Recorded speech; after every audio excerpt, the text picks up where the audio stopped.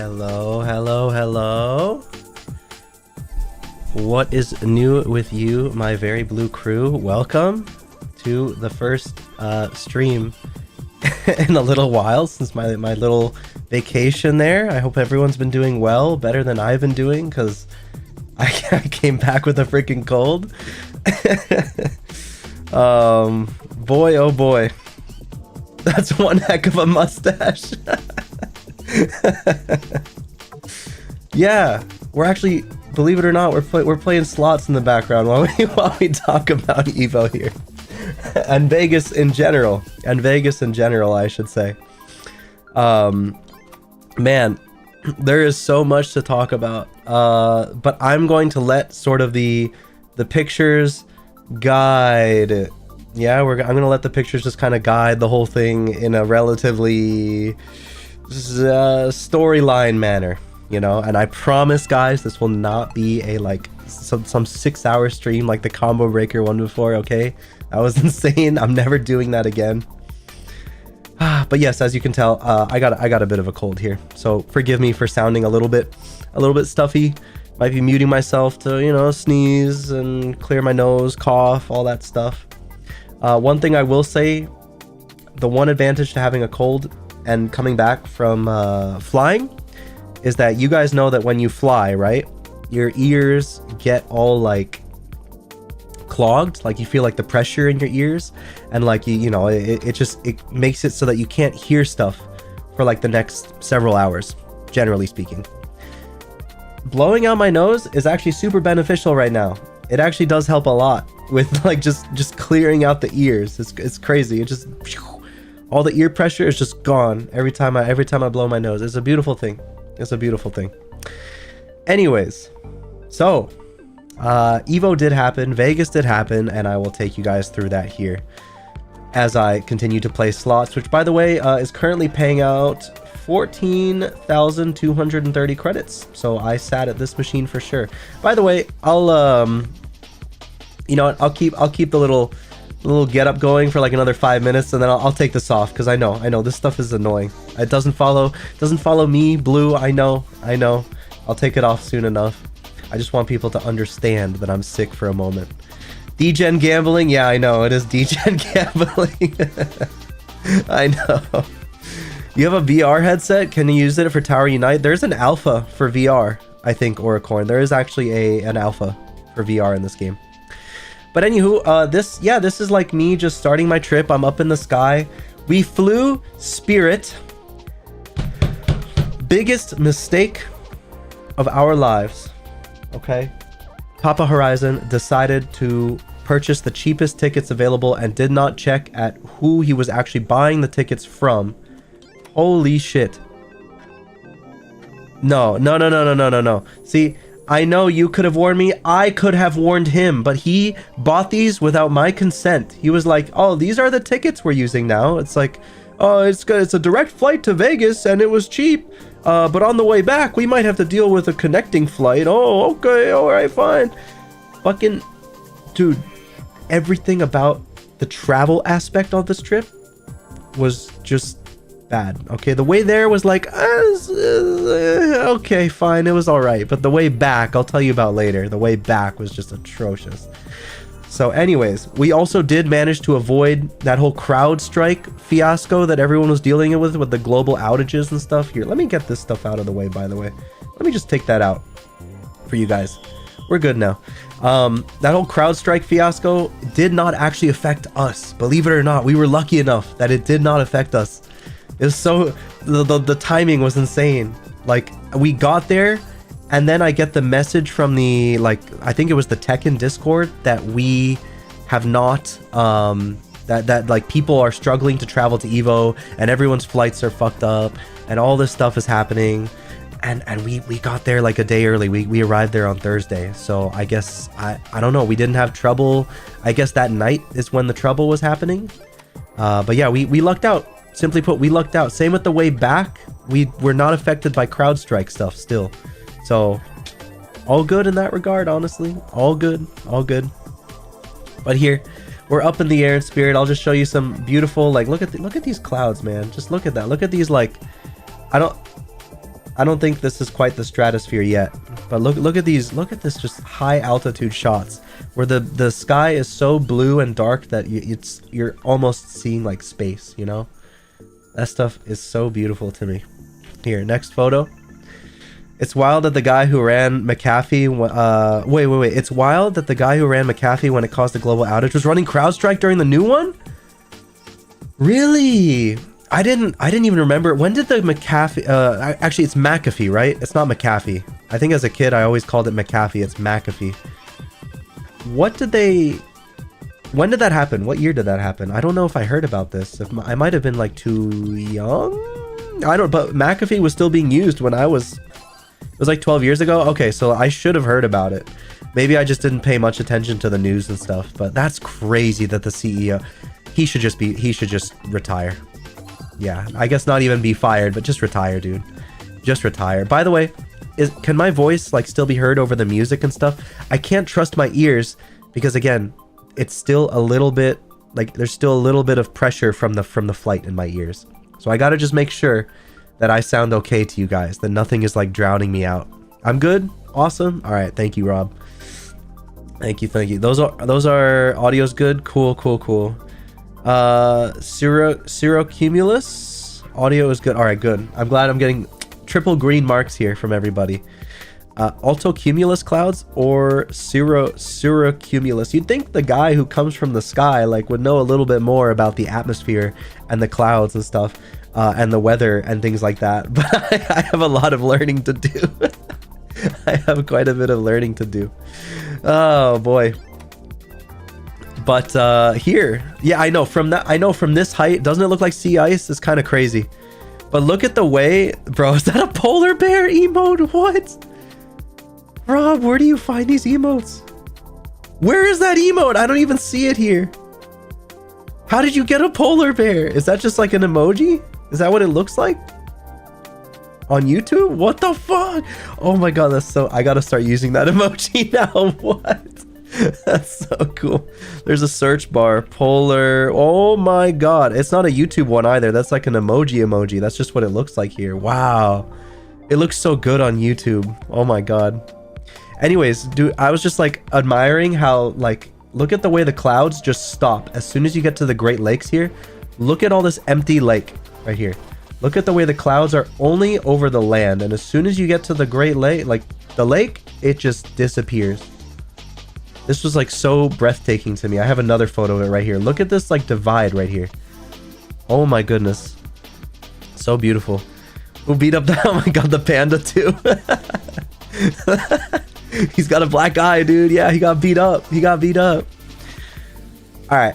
This is another crazy sky photo because this exemplifies why I think it's crazy that people are like born here and I guess in many cases stay here. Look at the amount of nothingness that is in this area. Look at this. This is like actually pretty much the majority of the United States. Looks like that right there in that photograph. Okay, the majority of the United States is just grids, like 1 mile by 1 mile by 1 mile, like square miles. Everything is a grid of nothing but just farm. And oh my god, it's like crazy to me that people live out here. Like this is, imagine you live like right here. I don't know, whatever this is your life. You know, that is your life right there. That is just insane to me. Like, what do you do in a town that's in this area? These look like a bunch of windmills and stuff like that, I think. But it's just crazy. Every single house, look at these are like house. There's a house over here too, a house over here as well. They're like separated by like, oh my god, so much space. Small town America is foreign to me. It's foreign to me too, and I'm in the country. This is just crazy to see. It's called flyover country for a reason. True. Oh my god, Rob, you're right. I forgot it was called flyover country. Yeah, people actually call it that, flyover country. Like you just fly over it, man. You're not doing anything out here. You either do nothing or you do meth. It's not that complicated. I guess you're right. Oricorn. Jeez, but that was like an eye-opener to me because I had only seen this like for myself on like Google Maps, but like to see this in person from the airplane was just like, dude, that's real. That's right before me. And I was like staring out the window for a long time and it was nothing but this for like 15 minutes. It was just this in a plane, in an airplane. It was nuts. Anyways, next photograph. We're getting more into like West Coast territory here, like Colorado perhaps territory, like just big mountains here. Big mountains. Very cool photographs of nice big, I don't think it's like the actual Rocky Mountains, but just nice big Rocky Mountains. Very cool. And you got some good views from your plane. I know the flight there was crazy. Like, look at this. Mountain. Yeah, I know. I say mountain. It's probably not. Some of the ones I see later on though. Actually, I think I deleted a photo. There was one where it was actually snow-capped. Actually, no, in this one, look. There's snow. But there was another one that had a lot more snow. And it was kind of like penetrating almost the clouds. Like there were legitimate mountains on the path here. Okay, there were legitimate mountains. Very cool. Welcome, Locke. Welcome. Good evening to you. You usually get clouds all the way through. Oh man. No, out here, I guess well, I'm not gonna say I showed up on a good day because check it guys. All right, we're gonna look at a few more photographs. Look at the weather that I'm entering the desert with. Okay, this right here is the divide between like nature, greenery, and desert. Nothing but desert. But look at the weather over the desert. Yeah, nuts. If it's close to Yosemite, there's a distinct chance one of those is a dead volcano.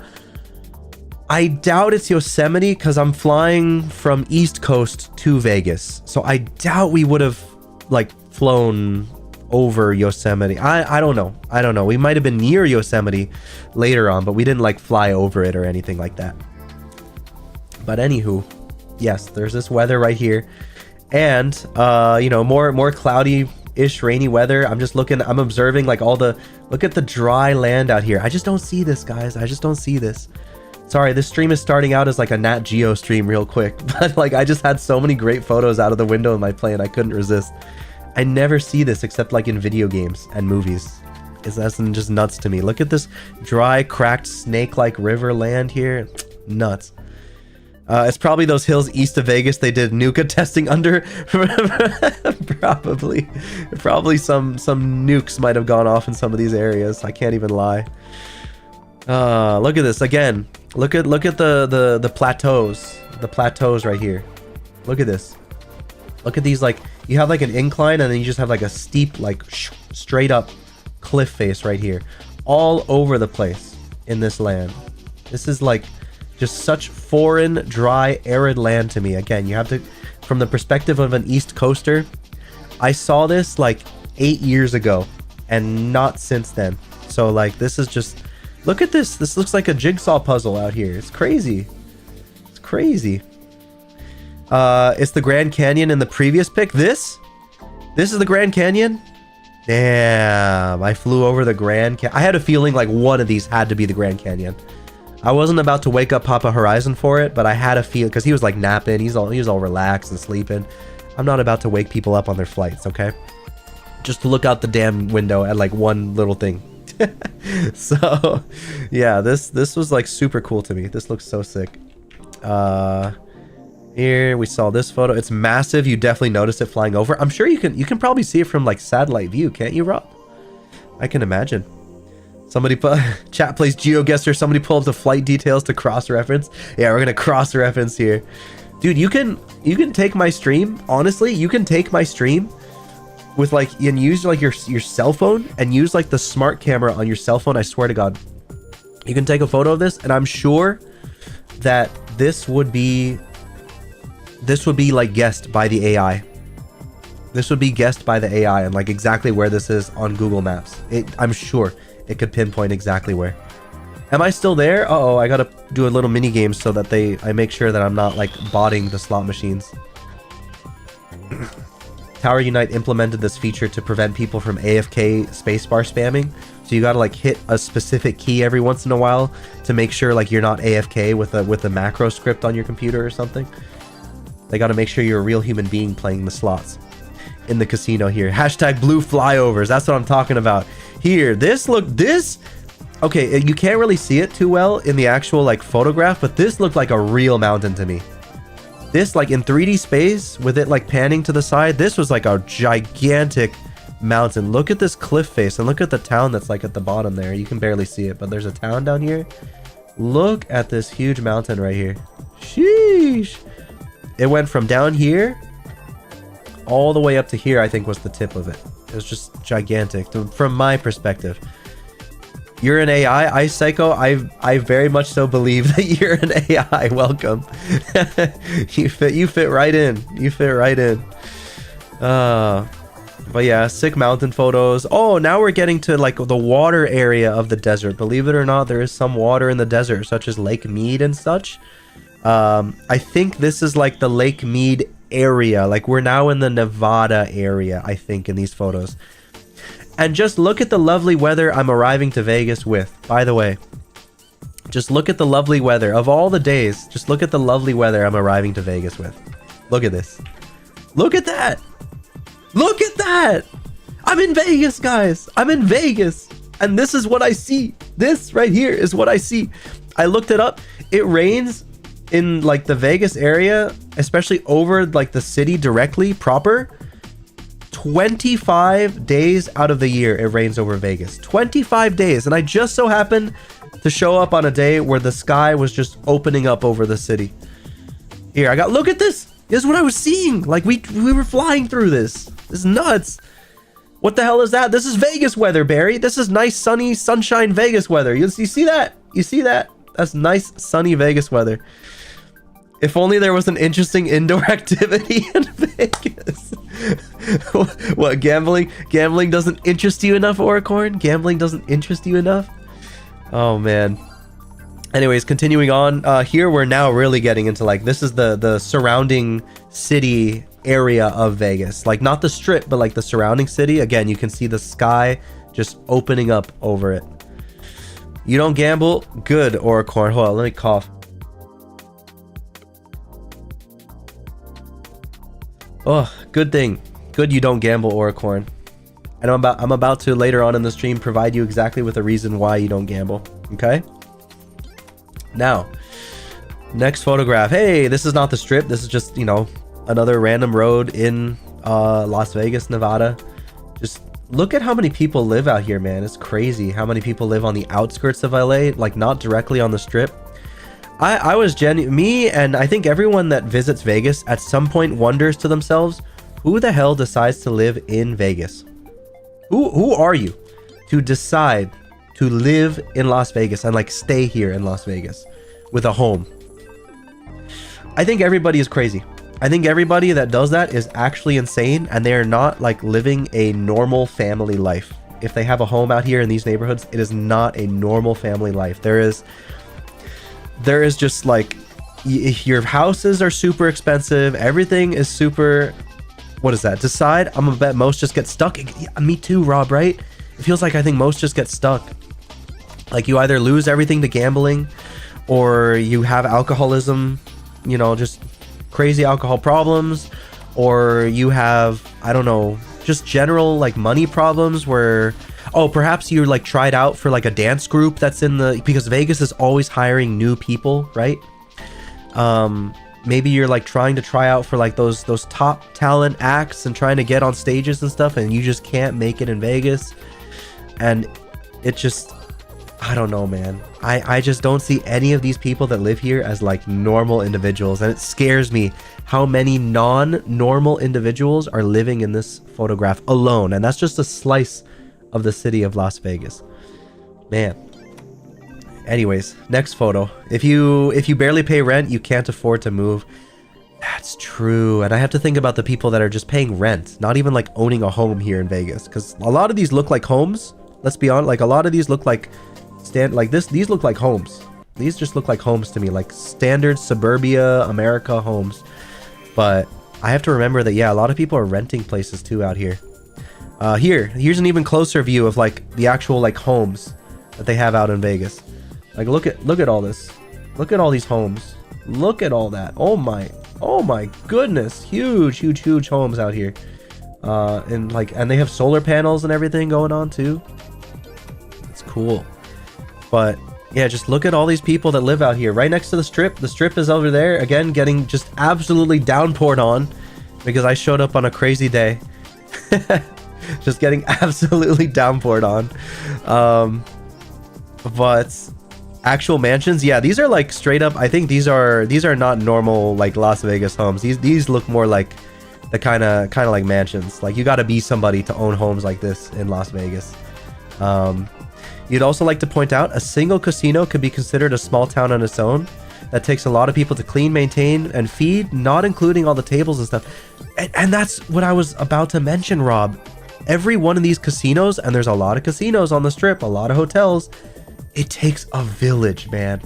It takes a village to upkeep all of the stuff that's in there. And you'll see photos later on, guys, of like just what is inside of a Vegas hotel. Because these are some of these places are casinos, hotels, convention centers, shopping malls, all wrapped up into one building, one convenient building. It's crazy. It's crazy. Like you just need so much. There's so many helping hands you need to help run these places for sure. 315k families for real. That's a lot of people. It is that the actual statistics for how many like families live in Las Vegas? Around 170,000 of the jobs are attached to casino hotels. Slightly more than 100,000 jobs are contained within restaurants. That is crazy, dude. Insane, man. Everything about Vegas is fucked up. To me, everything about Vegas is fucked up. It's crazy. It's impressive, but it's impressive in like a Saudi Arabian, Middle East kind of way. You know, it's just kind of like you realize what went in, like all the heinous acts that went into how beautiful the strip actually looks in general. It's crazy. And yet, by the way, I'll admit, guys, the strip still, you would imagine, oh, it's a strip, they have the most beautiful transportation, public transport in the world. It's fucking garbage. The Las Vegas Strip has no transportation of any kind. It has the Deuce bus, which as sometimes of night they close down certain stops and you gotta like walk halfway up the strip just to get to a stop for the bus. And they have a tram that only goes to 3 locations. Did I not use the underground? Apparently not. Rob, can you tell me? Can you tell me that there's like that there's something that goes like a genuinely good train or tram that goes from like south of the strip to the north of the strip and is like consistent and on time and everything? Because I didn't see it. I saw no advertising for it. I heard nothing about it. It was just a monorail, a tram, and the Deuce. There's a train system under all the main casinos. It runs all day. Is the Strat, I guess it stops at the Strat, right? Because that's like a main casino. I'm guessing it stops at the Strat and ends at like it goes from the Mandalay to the Strat is my guess, like south to north. Walking halfway up the strip, yeah, it is a ridiculous, dude. And I'll show you pictures later. We walked that, okay? We did walk that many times. By many, I mean like a couple times. That's one of them. Okay. So you know what? I guess forget I said anything. Maybe there is an underground, thing. What Blue meant to say is that I just wanted to stay in shape, and that's why. Yeah, exactly. This guy just really needs to get his paces in, get his walks in, and prove that he's still a young guy. So I had to get all my steps in here. I had to get all my steps in. It was on purpose, guys. I just wanted to shit talk Vegas in the process because I just hate Vegas so much. Oh. By the way, me and like hot arid weather just don't go together. They don't go well together. But here, more flight pictures here. I'll kind of like really zoom through them now. Here we have a solar panel field. This reminded me of like Helios 1 in Fallout New Vegas without the circular shape. This is just like square panels. It's like, whoa, damn, they really just have nothing out here. Nothing. They have nothing out here. Like, the desert is just so vast and filled with nothing. It's crazy that people like paved roads through this and decided to open up a whole city in the middle of nothing. What the hell? Here we have like more Lake Mead flyover shots. I think, I'm almost certain this is Lake Mead for a fact. I'm pretty sure this is Lake Mead for a fact. Because we were unable to land at the airport and we were like circling around it for like 2 hours. No, not 2 hours, like an hour to an hour and a half. We had to just circle around in the air, around the airfield before we could actually make a landing in the airport. It was crazy. If you gamble enough, the casino will comp you for Uber Black during your stay. That's true. I heard, Rob, that casinos have like comp benefits. Like they actually give you like higher and higher tier rewards the more you gamble, which is crazy because it's like, how do they keep track of who you are? That's so scary to me. How do they keep track of who you are? You don't have like a card or anything. Like all you do is you walk in with like your cash. They just scan. Do they scan your face and they just like know you're a repeat customer? I guess. Is that how it works? Like how do they know that you're a returning customer? No way, Lake Mead from Fallout New Vegan. Yeah, it's there, dude, it's there. Same with what is it, the airstrip, McCarran? Is it McCarran Air Base? Like that's there too. That was there too. I don't think I took a photo of it, but we drove by it. It's at the south end of the strip near the Mandalay Bay. Lake Mead, aka the Mafia's garbage disposal. Yeah, so true, dude. How many dead bodies are sitting at the bottom of Lake Mead? That's crazy. That is crazy. Here, another photo, another photograph here of the strip as we're like actually finally making the landing again. Just rain in Vegas, baby. This is our opening weather right here for Vegas. Rain in Vegas. Can't believe our luck. I guess you could call it luck. And as soon as we landed, fascinatingly enough, I guess this makes sense because they make a lot of like pachinko and gambling machines. Look at whose headquarters, well, not a headquarters, but like look at whose warehouse, I guess, is just sitting like right off the strip. Isn't this wild? You have Konami just sitting right off the airstrip, a Konami like warehouse of some kind. That was crazy to me. Coughing, hold up. Oh my goodness. I think I need a drink from my Evo water bottle that you cannot see, but I will show a picture of it shortly. When people brag about crazy comps, they're really just bragging about how much they've lost. True, Oracorn. Or at worst, broke even. You definitely have not made any money with how big your comps are. But how are comps actually like tiered? How are comps actually tiered? Like, are they tiered by like colors? Like, oh, you're the black level comp is like the top, or is it like by a number tier? Or like, do you have like a elo system? Do you have like an elo system like video games? I don't know. Are you a level 25? Are you an elo level 2500 casino gambler? I'm still stuck here at default elo 1500. I just joined. Depends on the casino. Okay, so they have like different ratings and stuff. I got you.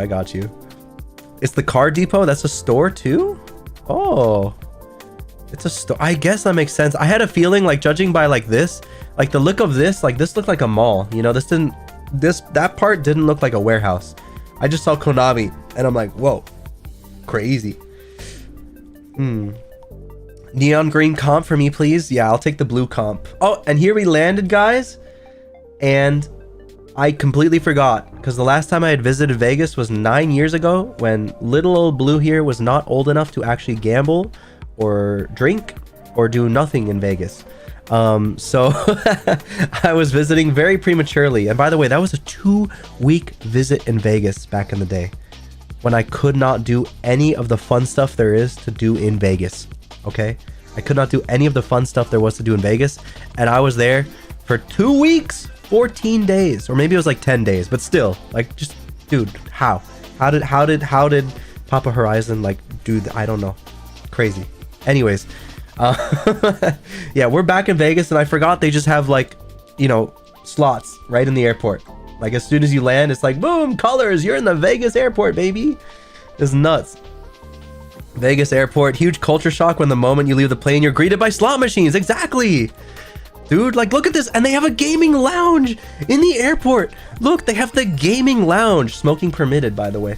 They have the gaming lounge where you can just like go in here, smoke to your heart's content. What is it? Nevada law prohibits persons under 21 in a gaming area. You have like just slot machines behind closed doors, and look at all the people that are having a good time, or maybe not a good time, just drinking in here and smoking and playing their slots in the airport. How debauchery do you have to get to this point? It's crazy. Gamer oppression. Yeah, they're locked into a room. Smoking permitted. Yeah, exactly. Only in this one area of the airport smoking is permitted. You think the biggest culture shock for you was the slots in the gas stations? Ooh, I did not visit a gas station because we were not in a vehicle. We had no vehicle.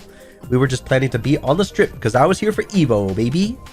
Again, more pictures of the Vegas airport. Very cool, like fake palm trees, more slot machines all over the place. Just neat. Those are all people waiting for their connecting flight and just dumping $1,000 on the airport slots, dude. That's exactly what I was thinking. Like these are people who just have the longest time to wait for their next flight. How was Vivo? Oh, Locke, we'll get to that. Trust me, we will get to that in the photos to come. This is all chronological. So the longer you stay into the stream, the more you will find out. Trust me, we will get to Evo. There is lots of Evo in here. But again, photos are not as vast and like 6-houry as the previous stream. Okay, I promise. The combo breaker stream was crazy. I was talking here for 6 hours. I don't know how I did that until 3 in the morning. Not gonna do that here. Okay, we're gonna try for like 11:30, 12, you know, about that time, like a normal stream time. All right, cool. The sign from New Vegas. Hold on, coughing. You're so right. We have the sign. We have the sign from New Vegas right here. I had to take a photo of it because we were taking the bus from the airport into the strip finally. Please tell me you signed up for Third Strike. I did not, but I watched Third Strike. Not the top 8 though. The top 8 was crazy. Everyone has seen the top 8 with oh my god, I'm forgetting his name, but the Hugo player. The Hugo player that was just styling on that Ken player and had the most ridiculous like poses you've ever seen in your entire life on stage. Like he had like the most like just crazy, I don't know, man. He was doing stuff. Evo moment 38. Evo moment 38. Oh man, are people actually calling it an Evo moment? Are people actually calling it an Evo moment? I guess it is an Evo moment, man. That was some hype shit. I did not see that live because it was on Saturday and I was doing other things Saturday. But man. Anywho, we're taking the bus further down here. I did not realize at the Luxor, this is new from when I last visited at the Luxor, which is the Egyptian themed hotel here at the bottom, the south end of the strip. They have now the HyperX Esports Arena, the center of esports entertainment. What the heck is this? What is this? This is new. This was not here when I was here 9 years ago. This is new. Oh my god, they added a esports entertainment arena, the gamer arena. It's actually real. Yeah, I did not remember this at all. It's right next to Excalibur, as you can tell from the hotel right over here. This is the oh my god, look at this face. Look at when I zoom in on that. This is crazy. This just looks like an ant colony. Look at how many like it's just a flat wall with a gajillion windows, a gajillion hotel rooms. Oh my god. That's crazy. The Excalibur Hotel is crazy. They really made my headphones in there. Yeah, dude, it's the HyperX. It's not just the esports arena, it's the HyperX manufacturing facility. They made my favorite gaming headset. Whoa, nuts. That's the biggest Xbox you've ever seen? For real, dude. For real. This picture really captures the absurdity of Las Vegas. I agree.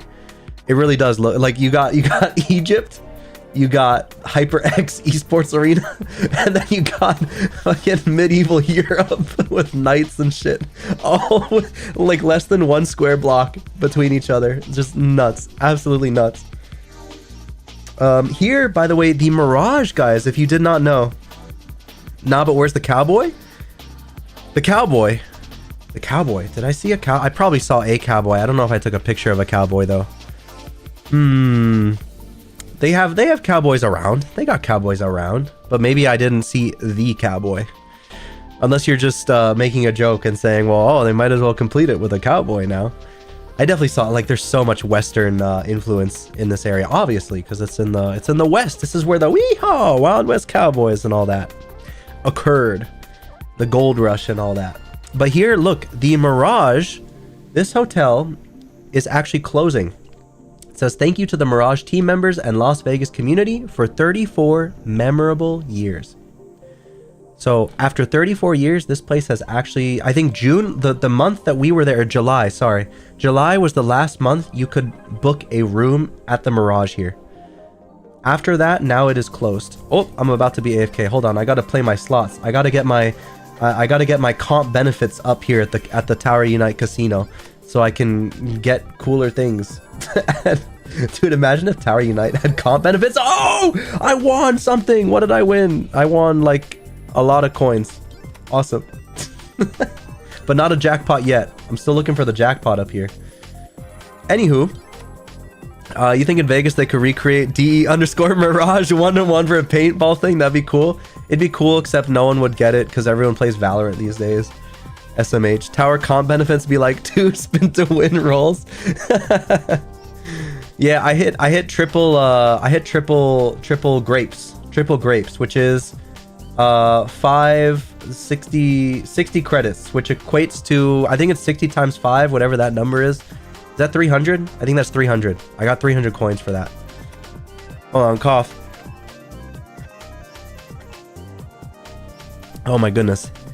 Anywho, low tier win. Yeah, it is a low tier win, but doesn't it look so cool with the way the coins just jump out at you? So next, not Wheel of Money. No, I don't do Wheel of Money because there is 0 chance of winning at Wheel of Money. Okay, no, almost nobody wins at Wheel of Money over here. All right, and I only have, if you guys can't see my money, I have 23,000 tower coins. Okay, like I want to, this is a winnable jackpot right here. This is possible right here. This jackpot is very much possible. So during the duration of this stream, I'll just keep hitting spacebar and seeing what I can get. Don't we love gambling, Locke? Yes, we love gambling. I am broke, Jeff, because you know what I did? I went over to the roulette table over there. If you remember from my Valentine's Day stream, I went over to this table over here and lost like almost all my money. Okay? There's a reason why I'm a poor boy. I'm a broke boy now, okay? I haven't played much tower since then. I used to have like 3 million tower credits. Yeah, man. It goes like nothing if you visit the casino. Anyways, so yeah, we're just like walking to the hotel now. I should mention the way in which we actually got to be at the hotel. The reason like I'm even in Vegas to begin with is Evo, right? And I was gonna go like alone, purchase my own hotel, all that. But Papa Horizon had a Hilton offer to basically, you guys know what a timeshare is, right? You guys are aware that timeshares are scams that hotels try to get you invested in to take away all of your money. You understand that, right? That is like a thing that everyone knows.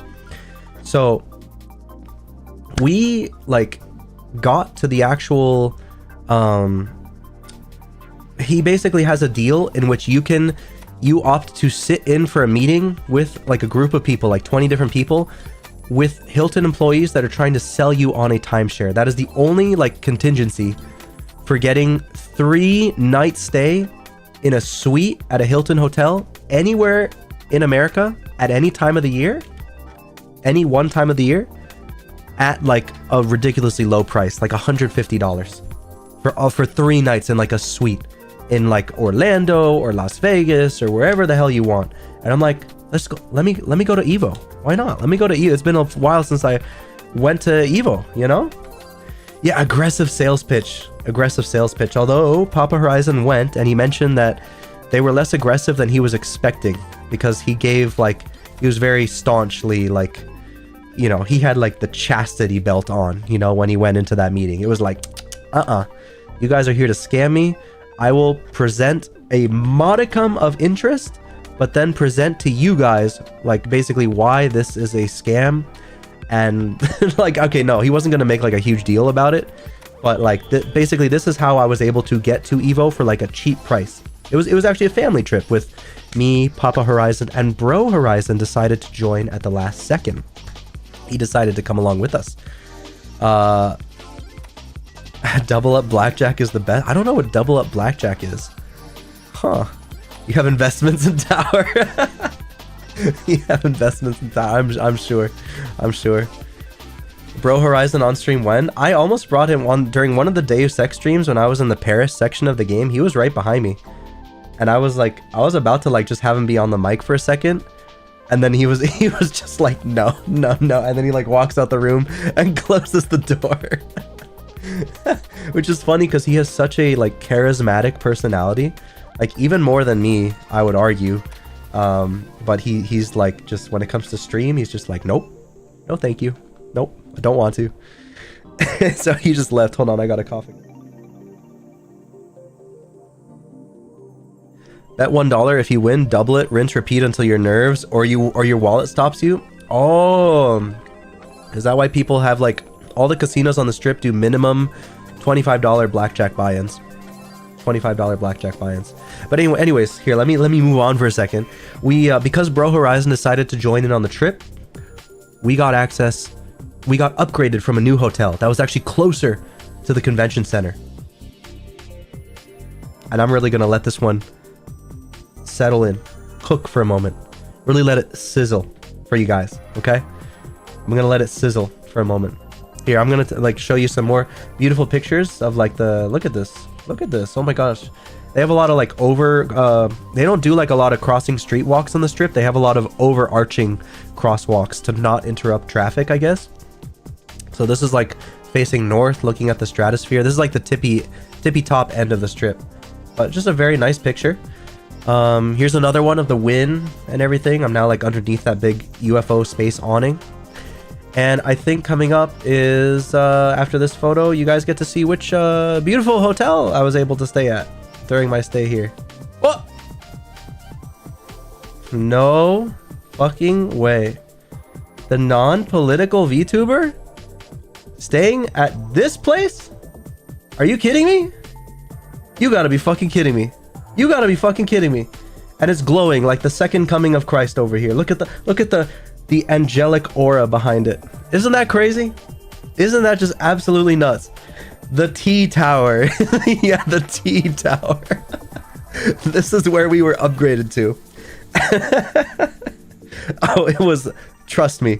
He lost T Tower, didn't he? Yes, he did, Rob. I was about to mention that yes, this is actually I mean, again, this was a Hilton sponsorship. So Hilton moved us to Trump Tower because Hilton now owns Trump Tower and they are going to remove all the signage, just not yet while he's like, you know, relevant, I guess. But also, you know, corporations, these things take time, yada yada. So yes, this is the hotel we were staying at for all 4 nights. Actually, we did get an extra night, which is nuts. But yeah, you'll see photos of the inside here. Look, this is when you pull up to the tower. Just look at all that freaking gold, man. Look at that gold. Ridiculous. Look at, oh my god, dude, it's crazy. It doesn't actually have gambling inside though, funny enough. I think Trump maybe didn't want to deal with like taxes and stuff like that, or like any of the weird contingency stuff and reporting and IRS crap that comes with like owning a casino and legality and stuff. He just didn't want to deal with it. So there is no like, there's no slots in here. There's no casino related things within this building of any kind, which kind of fascinated me. They got to replace all the fake gold with real gold first. Yeah, yeah, I know. It's all meant to look golden, but it's not actually. So here, we get into our room, and this is the suite we had, guys. So this is the kitchen, little kitchenette we had. Very cool. 2 seats, you know, kitchen, all your standard appliances, dishwasher, trash bin beneath the sink, garbage disposal, an oven here. Like, it had everything in one little space. It was awesome. But look at the oh my, look at the space we had here, guys. Look at the 45th the 45th broke Vegas with this one.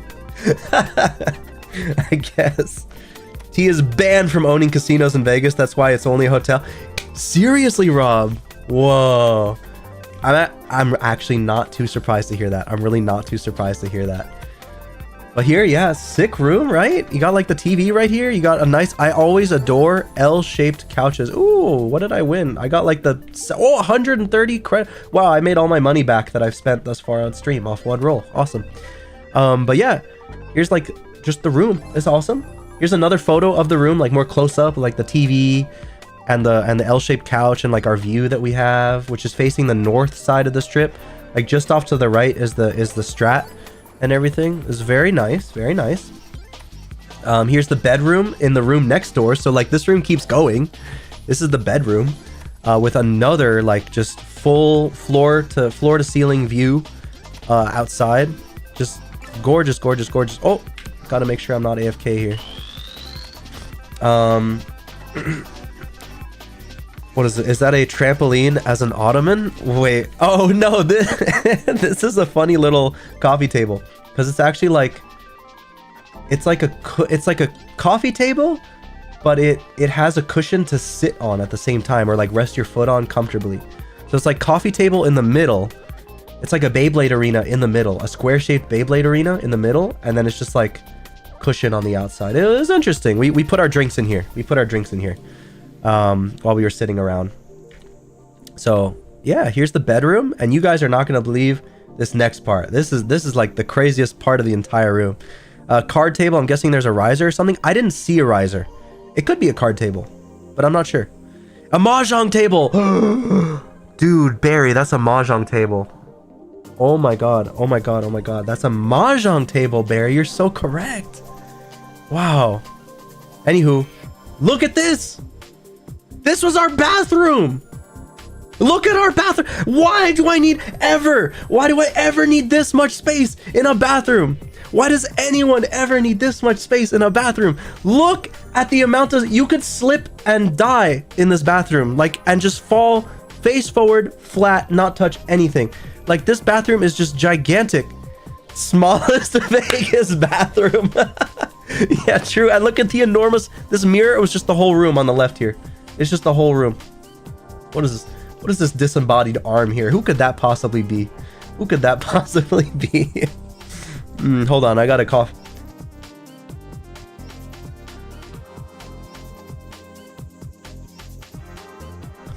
And watch the whole thing happen in that massive mirror. Bro. Absolutely ridiculous. The padding is to rest your arms and elbow on. Yeah, true. For the mahjong table, you just rest your arms on it as you like pick up your tiles and piece them around. But dude, this bathroom is nuts. And what I realized later on was that, okay, you have two sinks here, right? And it's obviously designed for couples because when you get into, these are not two showers, by the way. On the left is the toilet and on the right is a shower. You walk inside and there's two showers facing each other. Okay, so this is designed for like couples. This is like guy and a girl showers. Like it's like designed for two people to take a shower at once over here, and it's got like, you know, a whole jacuzzi and everything like that. But this is like just crazy to me. Oh, and there's a washing machine in here in case we wanted to, like, you know, wash our clothes and stuff like that. We had it right there. We didn't need to go to a laundromat, but we brought plenty of clothes for 4 days. You were excited for co-op showering? Maybe one day co-op showering. Got that toilet towel for especially difficult paperwork, bro. Oh my god. Yeah, I don't know why. I don't even want to think what some people might have used this towel for, if that's where the toilet is, bro. I can't. Anyways, next, this was the other bathroom, because one gigantic co-op bathroom was not enough. We had another bathroom that looked like this. Oh man. And then this is like our room, but like from the perspective of like from the windows at my backside. Again, just gorgeous room, fantastic room. I am very happy with the upgrade we got. It was closer to the convention center. It is a nice room. Okay, Donnie Trump, I guess, knows how to make decent hotel rooms, you know. I had a double suite. Yeah, I think it's designed not for like just a couple. I think it's designed honestly for like a married couple that has a kid. That was like the vibe I got, because it's like you have the co-op bathroom and then you have the other bathroom that could be like for the kid who sleeps on the couch or something like that. I don't know. And the couch is pull out, so like there's another bed in the living room. So I think it was designed for like a married couple with like 1 or 2 kids is the idea with this double suite. Well, yeah, it was huge, dude. It was huge. This room was awesome. This room was sick. I can't even lie. I can't even like I can't even joke here. It was awesome.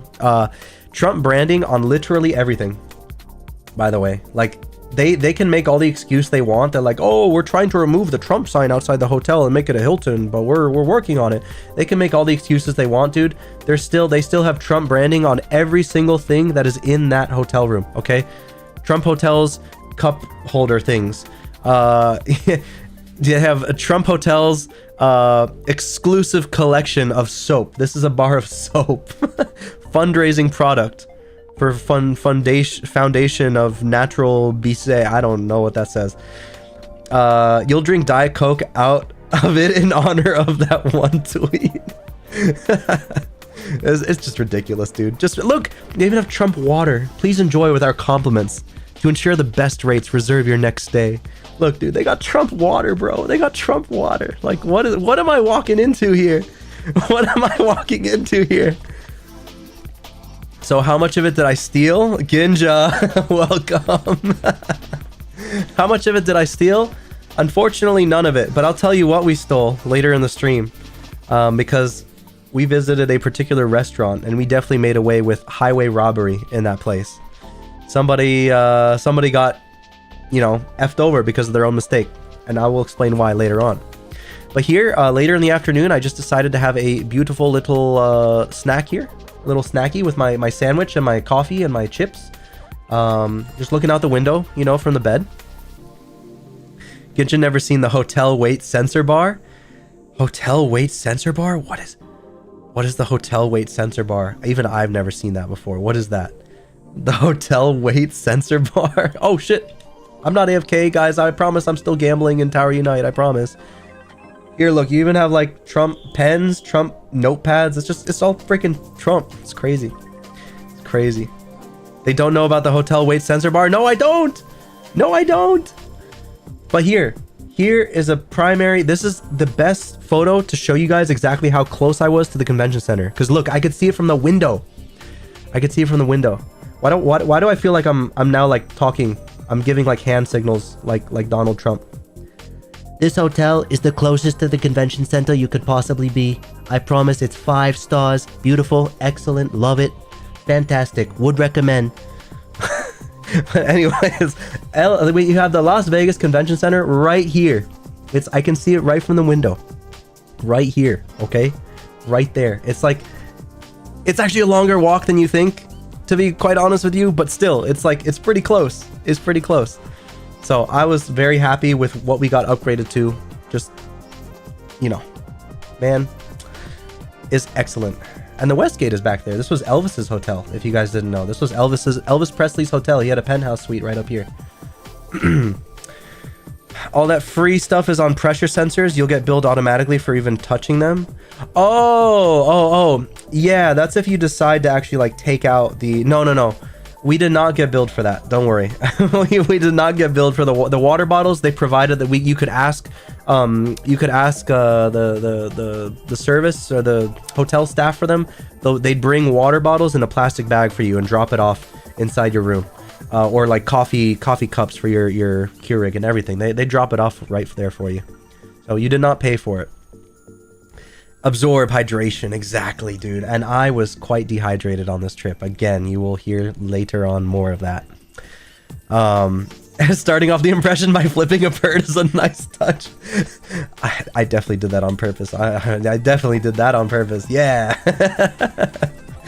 All right, so next photo, I'm chilling on the L-shaped couch, and what do I see but a fire on the horizon? It's just like, dude, Las Vegas is a hellhole, dude. Las Vegas is a hellhole. Why is there fire starting as soon as I arrive to a seeming like paradise?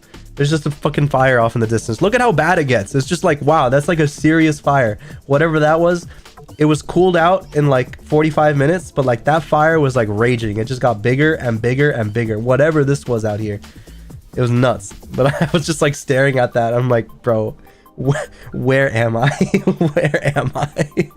I'm in hell. I'm literally in hell. Do you think the hotel owner knew about EVO 2024? Explains why he built the tower that... Yeah, I'm sure, dude. I'm sure. Did you... I didn't know, by the way. I didn't know being at the convention, but I heard after the fact, they are moving EVO. They're not going to be in Vegas every year anymore. They're not going to just have like an EVO in Vegas and an EVO in Japan. No, they're going to have an EVO Japan, I believe. But then like the main EVO event each year is going to go to a new location. So like one year will be in Singapore, another year will be where was it? I forget all the places they were going to. They're places I'm not gonna go to, but like they're going like the globe trotting with EVO every single year. They're gonna go to like a different place that's not Vegas. It's a new thing for them. It's crazy. So I think this was like the last year that they're doing a Vegas EVO for a little while. Spreading the love globally, exactly. That's Heihachi making his way to the tournament, dude. Yeah, this is where Heihachi emerged from. Oh my god, I really want to show you guys my like live reaction videos to this stuff. But here, let's keep going. Doing my practice here in the hotel. My practice on Tekken, you know, just getting my little warm-ups in. Unlike Combo Breaker, the TV actually did not have input delay. Like the TV, I mean, it had like a little bit of input delay, but the TV was super solid over here. This was a great TV. And you know, I was able to bring my 90s Jazz Cup inspired snack box, because my Peko box that I had from before that Harada signed, that is now sitting like in my room until I can figure out how to make it like, you know, shieldable and usable on my lap without getting rid of the signature. Oh god, the remote isn't in a bag. No. Is that a problem? Is the remote not being in a bag a problem? I've never seen a remote in a bag before. I must say, I've never seen that before. If that is a regular thing, I've never seen it. And I've been to a lot of hotels. That crowd, you think it was the CrowdStrike outage? Dude, with the fire, just imagine. The blue screen just causes something to spontaneously combust. Dude, but there we go, you know, sunset of the outdoor. The sunset over these mountains is very gorgeous. It is very, very gorgeous over the Las Vegas, like, they're not really mountains. They're more like hills, but they're the Vegas hills outside. It just looks beautiful with the volumetric kind of like fog appearance of all the sun rays going over.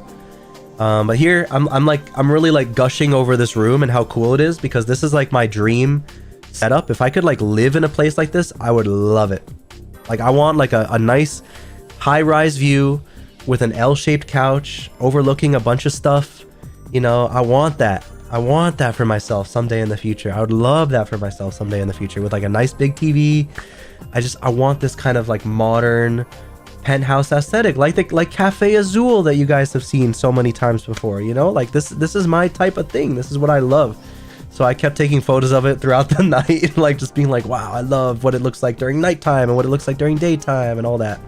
Blue wants to live in a 55 plus apartment. Yeah, it's true. It's true. If you live here, it's usually just like retirees and stuff like that. Oh well. Or do you mean 55 floors? I think you mean age, right? You're talking about age.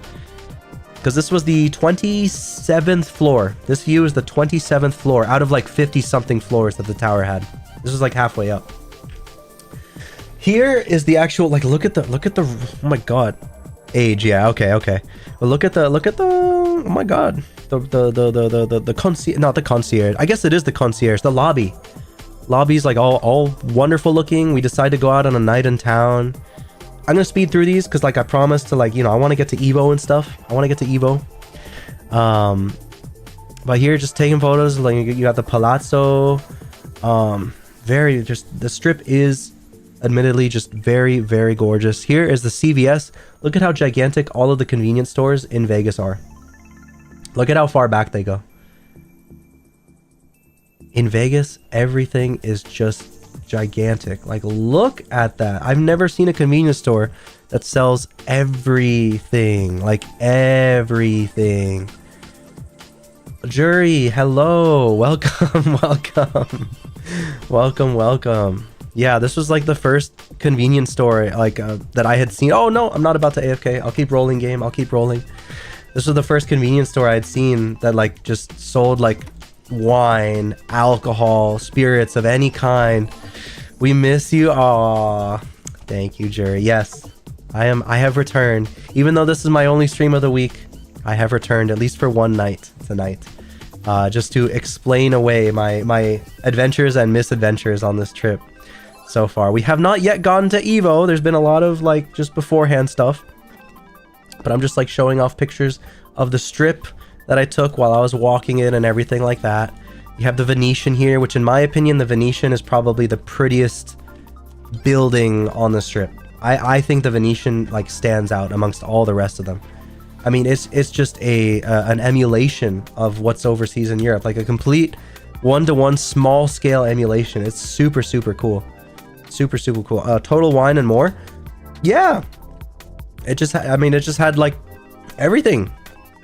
The inside is awesome too, and you really liked it. Yes, I have a photo later on, Barry, of like what the inside of the Venetian looks like, because I went into the Venetian to gamble. So I do have photos of that coming up. Oh, you got a dip. The painkiller's making you sleepy. Glad to have me back. All right, Ginja, you take care, man. Have a wonderful night. I hope whatever you're taking painkillers for doesn't bother you by the morning, yeah? Have a great rest. Sleep well, man. The Venetian is sick. Yeah, it is super, super sick. Maybe one day I can stay here. I don't know. Maybe one day. But I don't plan to go back for a long time to Vegas, personally. Here. Poker hand review? Oh, no. I didn't play poker. I actually don't. I don't mess with poker, guys. I'm more like, I don't like to versus other people at the table. I'm more of just like I just want to play blackjack. I like to just kind of do 50-50 roulette tables as well.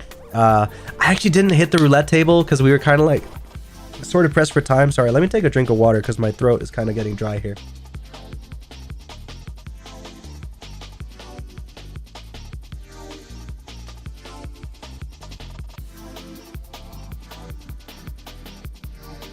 Okay.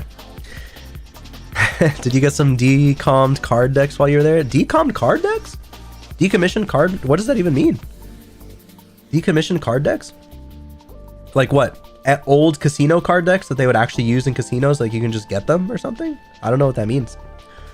But yeah, this is the Mirage, the place they're now shutting down, which is just still insane to me that this hotel is like closing down after 34 years. Nuts. Now they're building a Hard Rock Hotel?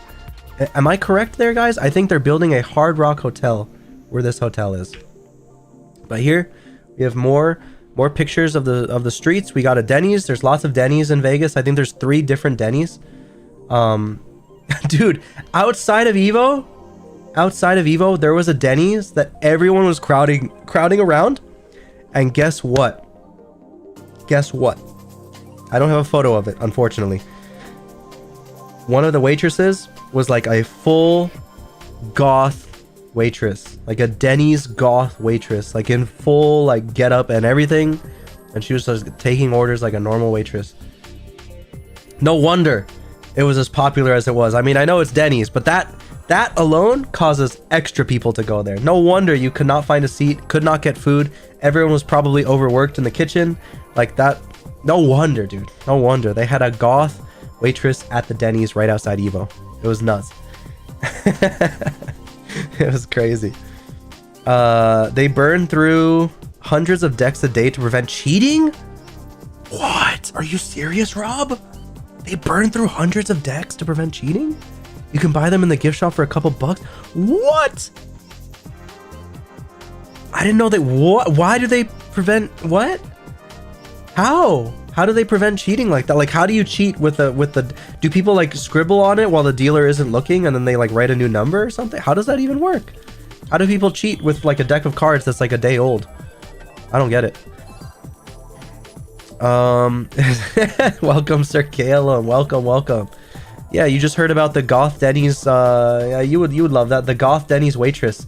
There was a Denny's near Evo that just had a crazy goth waitress that everyone was definitely fawning over, but probably not saying anything about to her face. It was crazy crowded. That Denny's was ridiculous. There's a ton of ways people do it. Card marking, card counting. Okay, card counting I do know about. Yeah, that's why they'll typically use a 6-card shoe deck. Typically.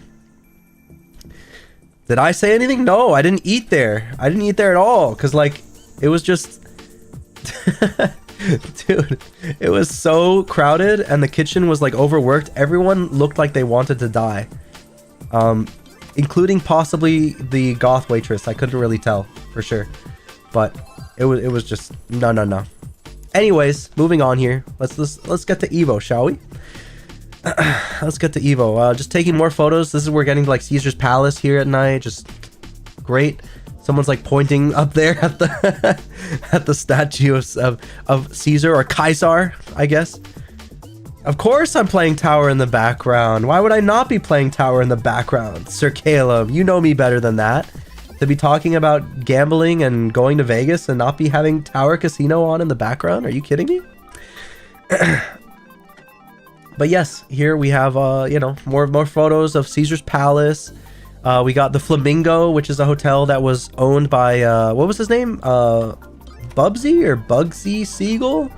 One of like the primo like mafiosos out there back in the I don't know if it was Prohibition era or it was like a little bit afterwards, but he was like a huge mafioso guy.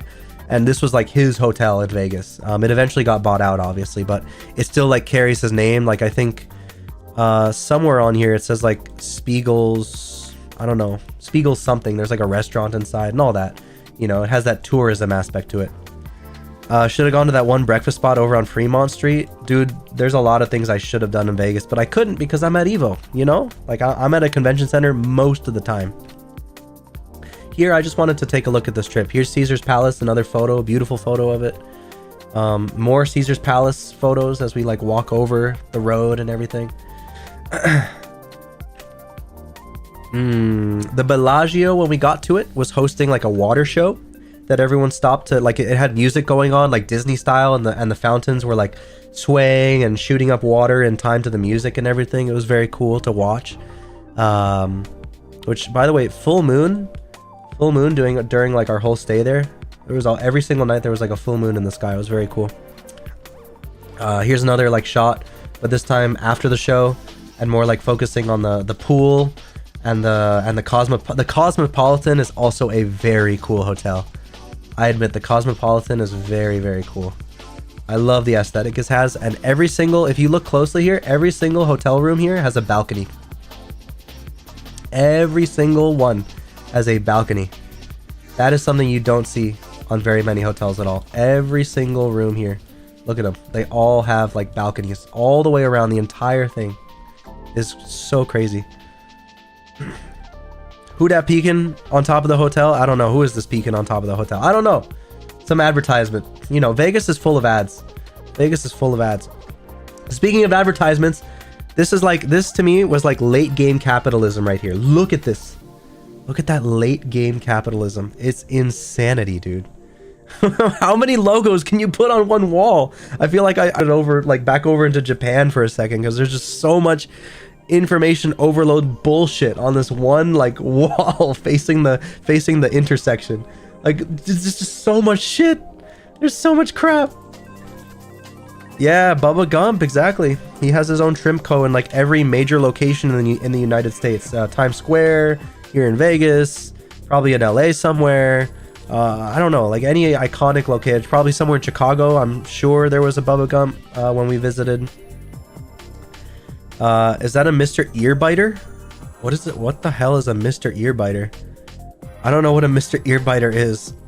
Is Sugar Factory, Goblet Bar? I don't... What? What is a Mr. Earbiter? I've never heard of that. Man, was that this one? No, this is just Pizza d'Italia, Pretzel Land, all these random logos.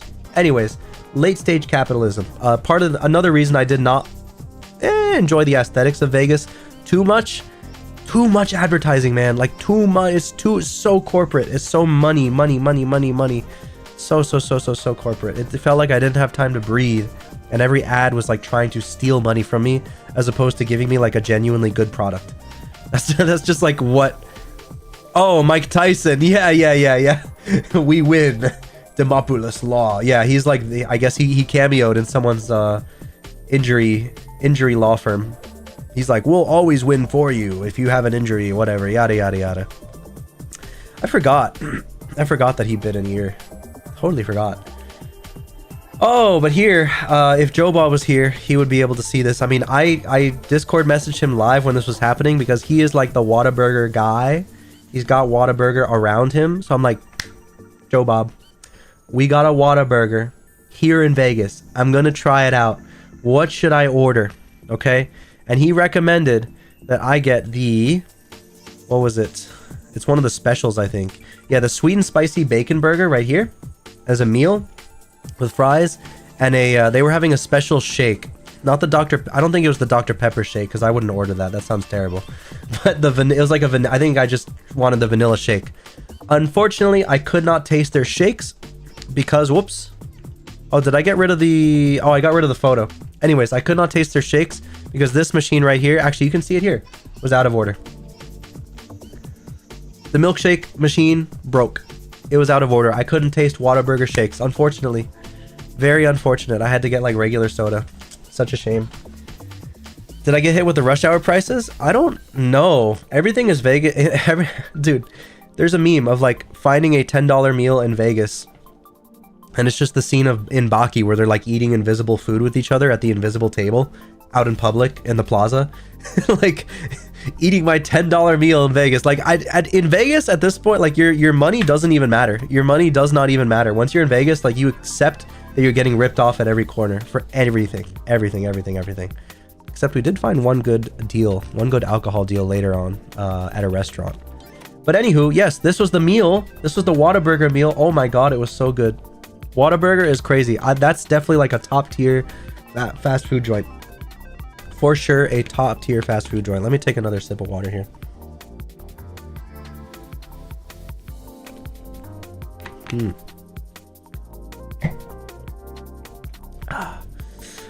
But what ended up happening? Hey, speak of the devil and he will arrive. Welcome, Joe Bob. Yeah, doesn't it look like a pretty good burger? I wonder. Nah, but did you get In-N-Out? I already had In-N-Out, Rob. How many years? I mean, it was a long time ago. It was like 9 or 8 years ago. I already had In-N-Out, and I like after eating this, I was like, I don't really want more burgers and fries while I'm here. So, whoops, you know, I didn't like eat it again. But from what I remember from In-N-Out, it was good. It tasted fine. It was great prices on In-N-Out. Whataburger, at least here in Vegas, was a little bit pricey, but again, it's like Vegas. I can't take that you know how it is. This kind of filled the burger and fry spot easily. Yeah, it did. The burger and fry spot was filled. And you know what happened, guys? You know what was so funny about this order? We ordered for the family, right? We ordered for the family, and then Bro Horizon decides, okay, we need sauces, right? So there's no like ketchup packets and stuff for some reason. You have to like ask them for it at the counter and they'll give it to you. So he goes up to the counter and he's like, oh, can I get some, you know, some ketchup packets, some barbecue sauce, some hot sauce, whatever. And the person's like, oh, sure. And the guy puts the sauces right on the tray in front of us. He puts the sauces right on the tray in front of us. And it's like, my brother like looks around and he's just like, you know, okay. And he like takes the tray back to our table. So we have an extra meal for free because he was calling this guy's name, by the way, for like 3 or 4 times, and the dude never showed up to pick up his order. Don't know what happened. The dude never showed up to pick up his order. So my brother saw that opportunity, and he's a schemer, you know, so he just like takes it. He's like, all right, I guess this food is ours now. 2 extra burgers, 2 extra things of fries. I don't know if there's was there an extra drink? I don't know. I think there was an extra drink. But yeah, we basically got a whole extra meal there for free, stealing it from somebody else because they didn't come to pick up their order, and staff messed up by like thinking that was his order and kind of like giving the packets to him on that tray. So it was like, yo, okay, we'll take it. So we had extra burger for later. That's also why I didn't go to In-N-Out, Rob, because we literally had like twice the amount of burger for free. Literal robbery. It was insane. It was so cool though. I was like, yes, I get to have like Whataburger tomorrow, for basically for breakfast. That was my breakfast before heading to Evo the next day. So yes, Whataburger was very good. Highly recommend it. I won't go into like too much more detail. If you want to talk with me more about Whataburger, I guess you can, you know, message me on Discord about it or something. But it's a fantastic fast food joint. I personally, from what I remember, I think I prefer it to In-N-Out. From what I remember, as far as like, you have Shake Shack on the East Coast, Whataburger in the Midwest, and then you have In-N-Out on the West Coast. I think Whataburger is like the best of those three for price to taste ratio. It's like the perfect in between. Shake Shack is really good. Like, I think Shake Shack tastes the best, but it's extremely expensive. That's the problem with Shake Shack. And In-N-Out is very cheap and it tastes fine, but there was something more hearty about Whataburger's stuff. So that's all I'll say on that, and I will continue on. Next, we're just seeing, you know, 2 more photos around Vegas. I should probably blow out my nose here for a second. Let me clear this.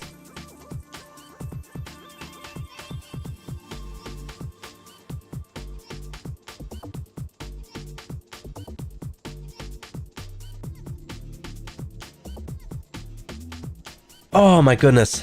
Wow, all that congestion gone in an instant. Love it. Love it, love it, love it. Okay.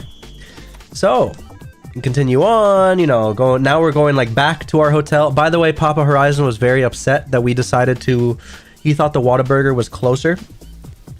He was excited to have it too, because he'd never had it. But he thought it was much closer than, we walked for 2 miles. Almost 2 miles down the strip to get to this Whataburger from the Trump Hotel. It was kind of ridiculous. So, understandably, he was a little bit upset at us as like time kept going on, and he's like, where is this Whataburger? Where is this place? But you know, I can walk that distance no problem. Bro Horizon can walk that distance no problem. It's just, you know, understandably, older people just, you know, they like their shorter walks for food and everything like that. Anywho, we're now going back to the hotel still, just taking more photos here. You got the Paris air balloon there. Paris is another very cool hotel. Like look at this. This is like in front of a hotel. Holy shit. What the? Insane. This photo was cool. Again, you can see the full moon in play. Look at that. Right over the Cosmopolitan. Look at that full moon right there. Oh my goodness. Wow, wowee, wow. The Mirage. Here we're just, again, more strip photos. The Venetian, but this time focused on the reflective pool of the Venetian. Seriously, this is the sickest hotel there is on the strip. I swear to God, this place is so cool. The Venetian is extra amazing. It's just, and it was built in like the 90s, I think. Very, very sick. The Wynn has these, you know, giant waterfalls outside that, you know, look really pretty at night. We took photos of them. And now this is the same overpass that you guys saw the daytime photo of earlier. I just decided to take one at night. And same with this photo. I decided to just take the exact same thing, but at night. And now we are back at our lovely hotel. And here, you know, I just decided to take yet another photo of what the room looks like at night with all the lights off. You just have the upwards firing lights outside the hotel and everything like that. Just gorgeous. Just gorgeous. So now it's Evo morning. The first day. It's Evo morning. Finally. I only took a couple photos on my walk there because, guys, Vegas heat is atrocious. I got a warning on my phone that it had not reached these levels of 119 degrees, was it? Or 113 degrees Fahrenheit? Since 1959, it tied the record for the hottest day in the area. So, with that in mind, I really did not want to be outside for long, and I did not want to stop and take photos for very long. So already, you know, we show up to the convention center. Oh my God, what a relief after 20 minutes of being outside in this ungodly weather that is sure to actually make you die of heat stroke and dehydration. Speaking of dehydration, let me take another sip of water.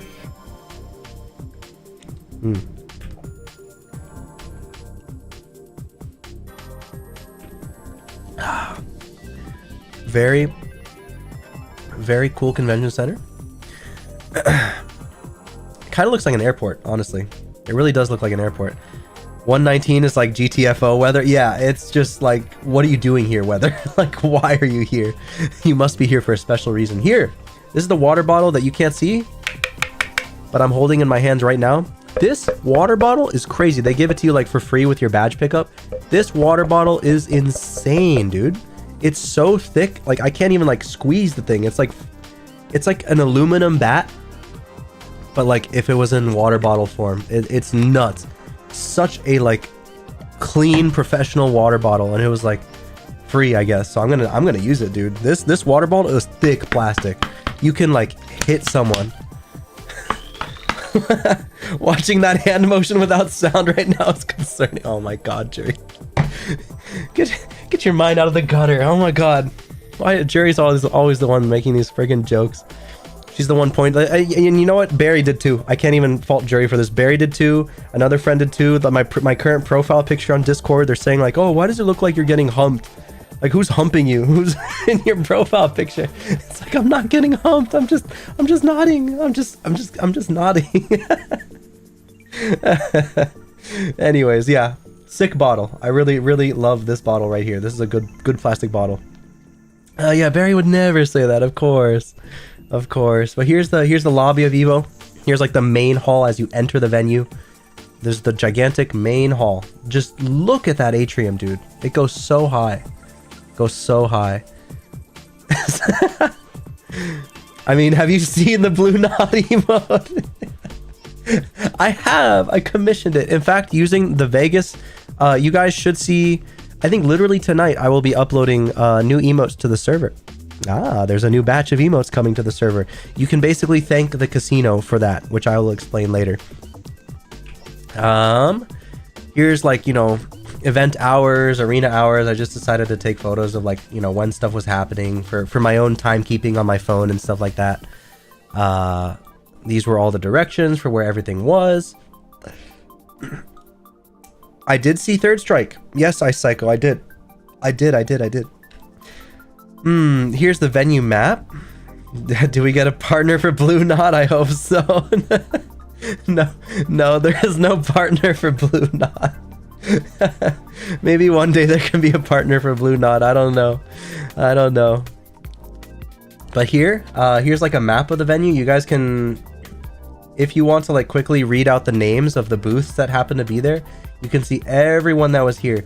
Obviously, Artist Alley, they're not going to list out every artist that was here, but these are all of like the corporate. Oh, I'm not AFK. I promise I'm playing slots. I'm gambling. These are all of the like corporate companies that had booths at EVO. All of them right there. There were tons. Unfortunately, no junk food arcades this year. They did not show up to EVO, who are the people that made my snack box micro, the button box that I used. They were not there. But everyone else was there. Let's all go to G11. Man. What is in G11? G11, the Chipotle Community Lounge. Yeah, you guys will get to see that immediately, actually. Here's just photos of the hallway. Look at this. Immediately, as soon as you walk into the venue, this is what it looked like. And this is the Chipotle Community Lounge. Charge your device, play games, enter tournaments. It's over. I hope actually you can see it right there. You see this sign right here? That's the Chipotle Community Lounge right there. I don't know if I took a photo of it, but it is hanging there. It's in the back of the convention center. But yeah, you have like a Red Bull armored car for some reason. I guess like a buggy style car. The PlayStation had their whole own setup right here, where you could play like Gran Turismo and all their other games and stuff. Yeah, burritos, dude, burritos. Hey man, I've been an avid fan of Chipotle for like 12 years now. I love Chipotle. I'm so happy that they're like going out of their way to sponsor the FGC. I'm happy for it. Some people are like, oh, corporate sponsorship. I hate how they're pushing their name everywhere. It's like if McDonald's sponsored it. No, it's different. It's Chipotle. Okay, Chipotle means something to me, at least. So Chipotle is very special to me. I still remember getting my copy of Uncharted 2 on release night on the PlayStation 3 back in 2009 and having my very first Chipotle burrito that same night. 2 life-changing moments to me happened in one night, okay? I got one of my favorite games of all time, and I ate Chipotle for the first time and have been eating it since, okay? So, I love Chipotle, all right? I love Chipotle. Even if it's as white as the people that frequent it, I love Chipotle. Here we had just like I've seen these guys show up to a bunch of conventions. They got a bunch of cool like neon themed like metallic print sheet stuff going on. Very cool. V1 Tech, I guess their names are. Rivals 2, which was you guys will see a lot of repeat Combo Breaker booths here, by the way. A lot of the people that went to Combo Breaker also came here to Evo. So there is a Rivals 2 setup yet again here at Evo. There was a Skullgirls setup yet again here at Evo, right here. There actually, some of you might appreciate this. If you guys know Omori, the artist for Omori, Omocat, I think it's a she. She's designed and partnered with Hololive for a lot of merchandise, a lot of VTuber merchandise. And she had a booth here. She like just straight up had a booth with all of her usual merch was like here available for physical sale. See? The whole booth is like right there. It was sick. I was kind of tempted to buy the little Fauna acrylic standee right here. I was tempted, but I'm like, nah. And then I didn't buy anything from this booth. But the merchandise is genuinely very good if you are like a VTuber fan. Specifically like an EN Hololive VTuber fan. It is very good merchandise. So I would recommend you check out their website whenever you get the chance. Next, we have Scambox, the Scambox booth, dude. These guys are the assholes that are trying to, now that everyone is like kind of taking, I guess their idea for what a button box style layout should be. They're trying to now patent that. So they got a lot of shit from the FGC trying to patent their layout and trying to like force every other company that's making Hitbox style controllers to pay a fee to Hitbox, the company, every single time they want to use their layout in their devices. Stupidest shit imaginable. Had a lot of people upset all over the place on Twitter and whatever. It was just a shit show. But yeah, here they are at Evo. I'm never gonna buy a Hitbox, but yeah, no. Goodbye Hitbox partnership. I don't want a Hitbox partnership. Sorry to say it. I can burn my bridges like that. I really don't mind. When it's something I would never sponsor in the first place, I'm good. I'm good. Here we have the retro overpriced games store. I like these places not to buy things, but just to like inspect all the cartridges and games that they have on sale and get ideas for the future on this channel. Like just from this, looking at this whole setup alone, I got like an idea for like 3 potential future games that I was not aware about until I decided to like peruse through all of these different games set up here. So that was cool.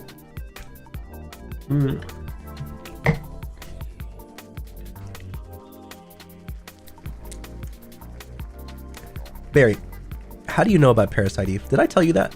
Did I tell you that at some point? Why do you know about that?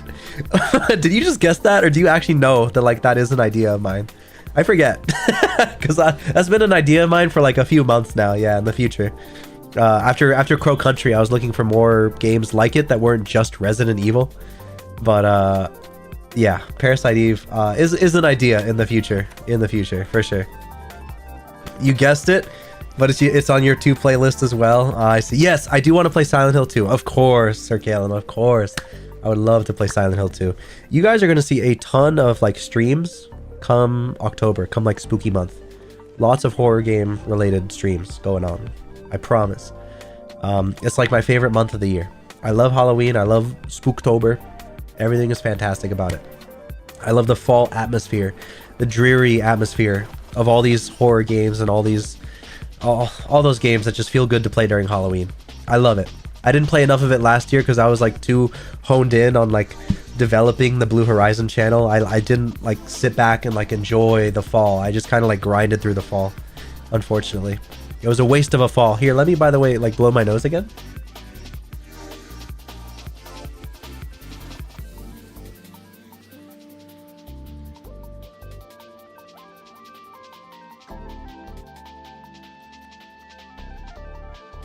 Okay, so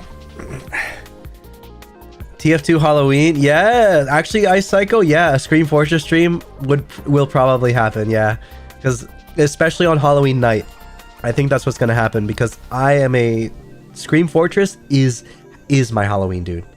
For years, I played Scream Fortress instead of going trick or treat. Like once I turned, I don't know, 13. Like that was like the last year I trick or treated. Every single Halloween after that, I was on Scream Fortress.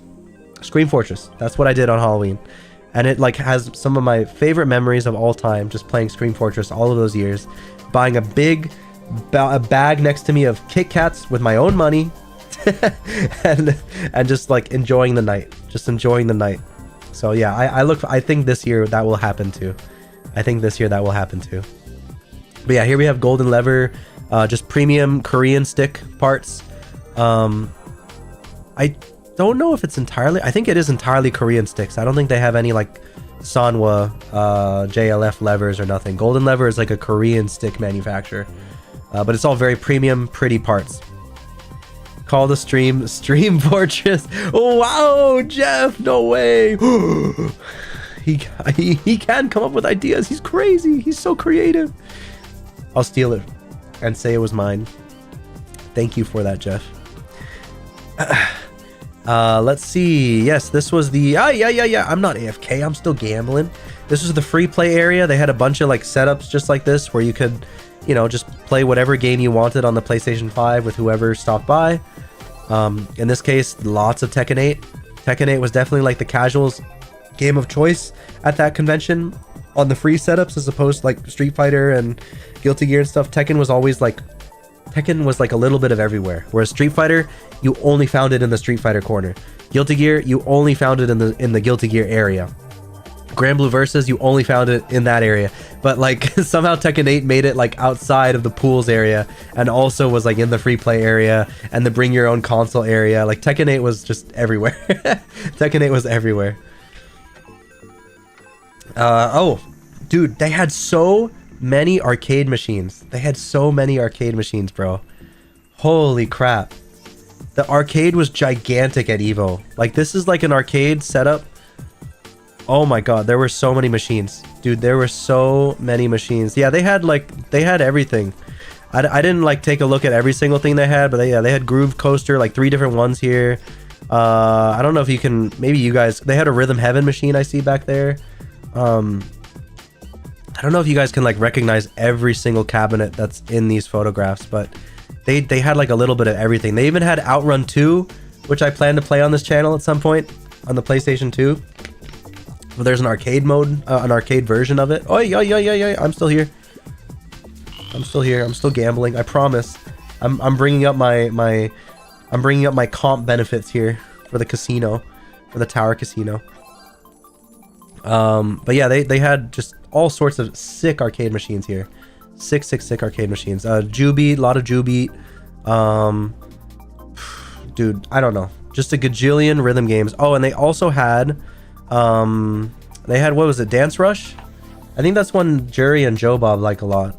Dance Rush, but I did not play it because like, I just wasn't in the mood to play a rhythm game. Especially one in which you dance like alone when there's like no one to watch me, no one to record me except random people. Like there's just less fun in it that way. So I didn't really play it, but it was there. You could play it if you wanted. You can recognize most. I'm sure you can, Barry.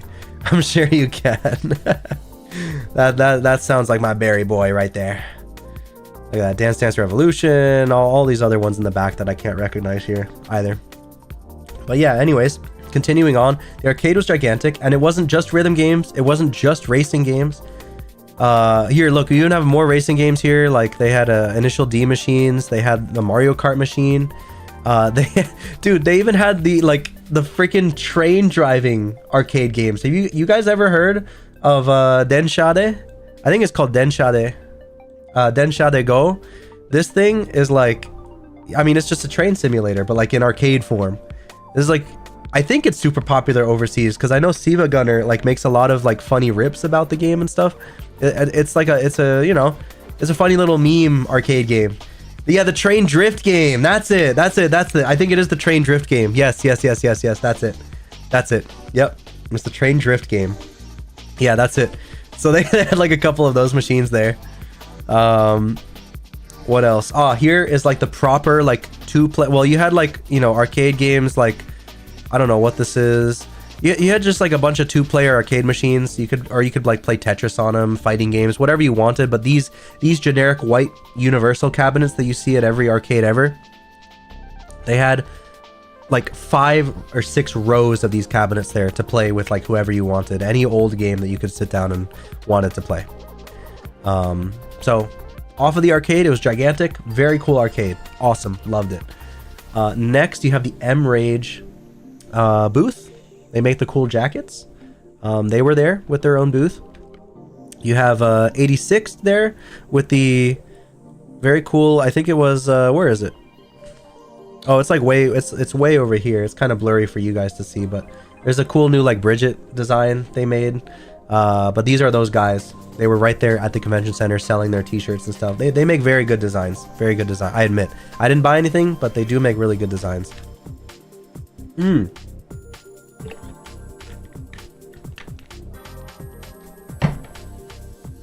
I am not AFK, game. I promise I'm not AFK.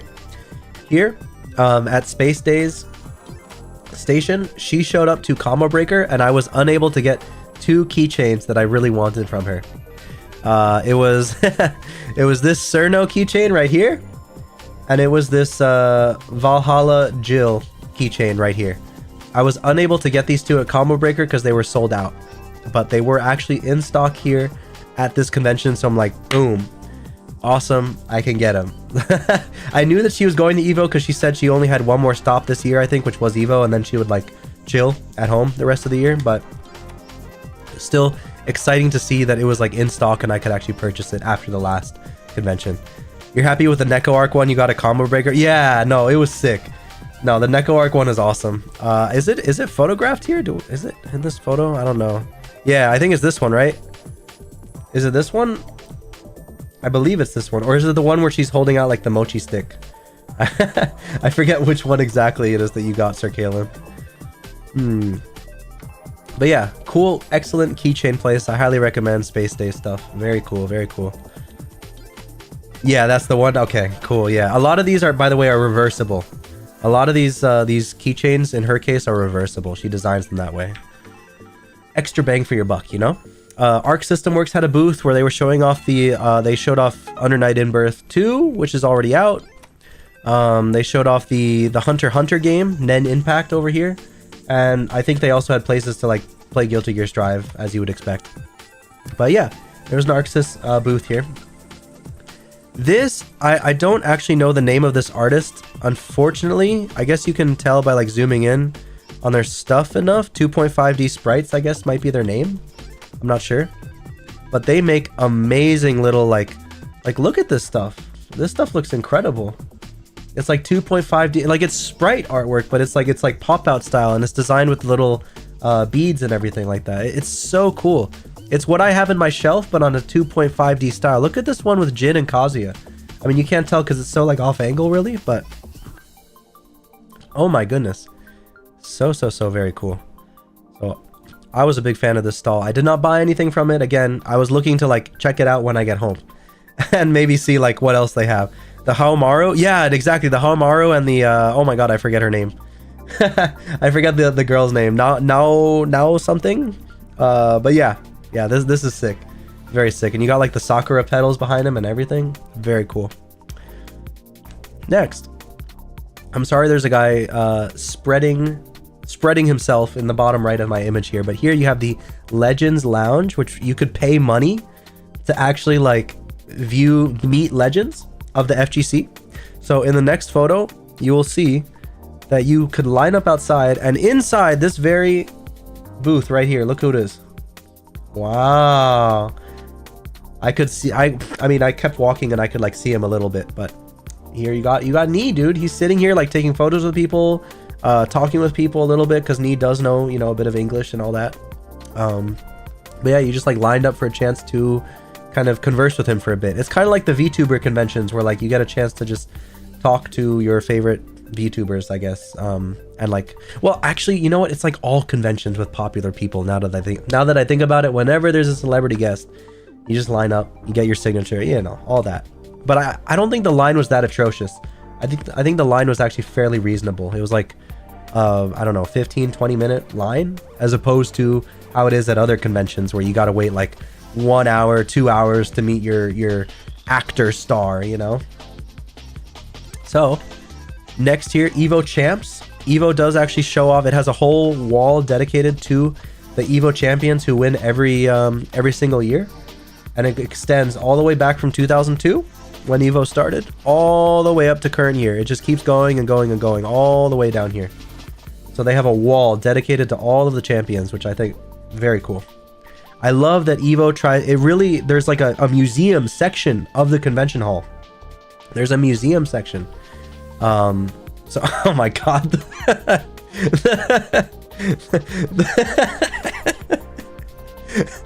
Speaking of Chipotle, I love this, man. Speaking of Chipotle, I love this. They're so like in on the memes, man. They're so in on the memes. It's just hilarious. You need that guac, gamer.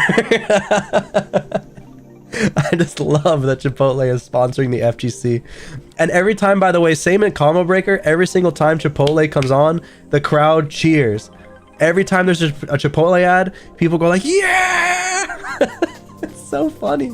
Every other ad is like whatever, but as soon as there's a Chipotle ad, yeah! It's too good. It's too good. It's too good. But yeah, they have like a whole museum section again, so you get to see like artwork, old posters and artwork from like old Capcom stuff, old SNK stuff, old Namco stuff.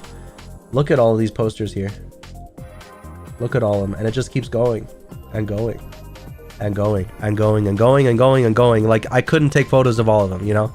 Someone's done like video. I saw people doing like video runs with their phone through it and everything, but you can find it online, I'm sure. But yeah, look, you even have like Daisuke's, I think it's Daisuke that actually illustrated all the Guilty Gear artwork, right? It's the creator himself, if I'm not mistaken. But yeah, you have all his illustrations here. Like, damn, so pretty. It's like a semi-legitimate art museum, you know? Like, it just looks so cool. Just looked so cool. Here you have more of his artworks for Guilty Gear. Like, wow, all the old designs for Accent Core and everything like that. Just amazing, incredible stuff. Here you have the Tekken ones. I love this one. Was this like tag tournament where Kazuya is just like, he's just like, he's just elevating himself up into heaven. I'm not even sure which one that is. But yeah, man, it's so sick. So sick. All this Namco artwork, Namco posters. Is this signed by people? No, I think that's just built into the design. It looks like it's signed by people, but I don't think it was. I think that's just built into the background. Here you have the SNK ones, which are really sick. I really, personally, the two like SNK cover arts or posters that spoke to me the most are, oops, I'm not AFK, are the KOF 97 artworks. This one right here, and the KOF 96 artworks with Kyo like standing there with like the flame in his fist and stuff, with his other hand like in his pocket or something like that. He's just standing there all nonchalant. That Shinkiro art, that's the name of the artist? Okay, yeah. It's just fantastic. But honestly, all of this art was fantastic. All of it. And they even had posters from these old like 3D games, like Virtua Fighter 2, Versus Fighters Mega Mix. They had Soul Calibur 2, and a game I had never heard of before, Namco X Capcom. When the hell when did this come out? I never heard about this game, ever. Namco, it had Klonoa? Like, you could play as Klonoa in a, what? When? I had no idea that this thing, you have freaking like Cosmos, like what? This existed? It's insane. It's insane. So I'm gonna look into this. I was gonna look into this when I came back from Vegas. I just reminded myself right now, but yeah, just very cool looking game. You should totally listen to the opening. It's an RPG? What do you mean listen to the opening? It's an RPG? What, like the music, or like just watch the opening because it's an RPG? Dude, anyways, this looks sick. And it looks like the Soul Calibur artist, or like I guess a general Namco artist that decided to do the art on most of these characters, if not all of them. So Next, we have the Hitbox Museum. Yeah. It shows you actually like the first generations of hitboxes, like how it started. I'll show you this one right here. This is the first. This right here, I can read it to you right here. Hitbox, the original prototype from 2010. Hitbox's first attempt in dreaming up how all buttons could tame fighting games. This layout began with Dustin putting ink on his fingertips to mark where to drill holes in an old floor paneling. While the button colors don't match the input binds, the familiar left, down, right, curve, and jump thumb button can still be seen. 001 is burned into the wood on the back panel. This is the very first button box to like ever exist. Like right here, that is the very first button box, and look at all the revisions they made. Like they show you the progress of the button box as time went on. It's really, really cool to like just see that in a museum form. And they have all sorts of other museum-y stuff here too, like old fight sticks. I'm sure some of you guys recognize from here, and even like the championship sticks that they still hand out to the winners. The top 3, you get a gold, silver, and bronze Victrix stick as your trophy. Like, well, you have a trophy, but you also get the stick as like a prize for getting that far. So very, very cool. Let me blow my nose again because I can sense the congestion here. I can hear it.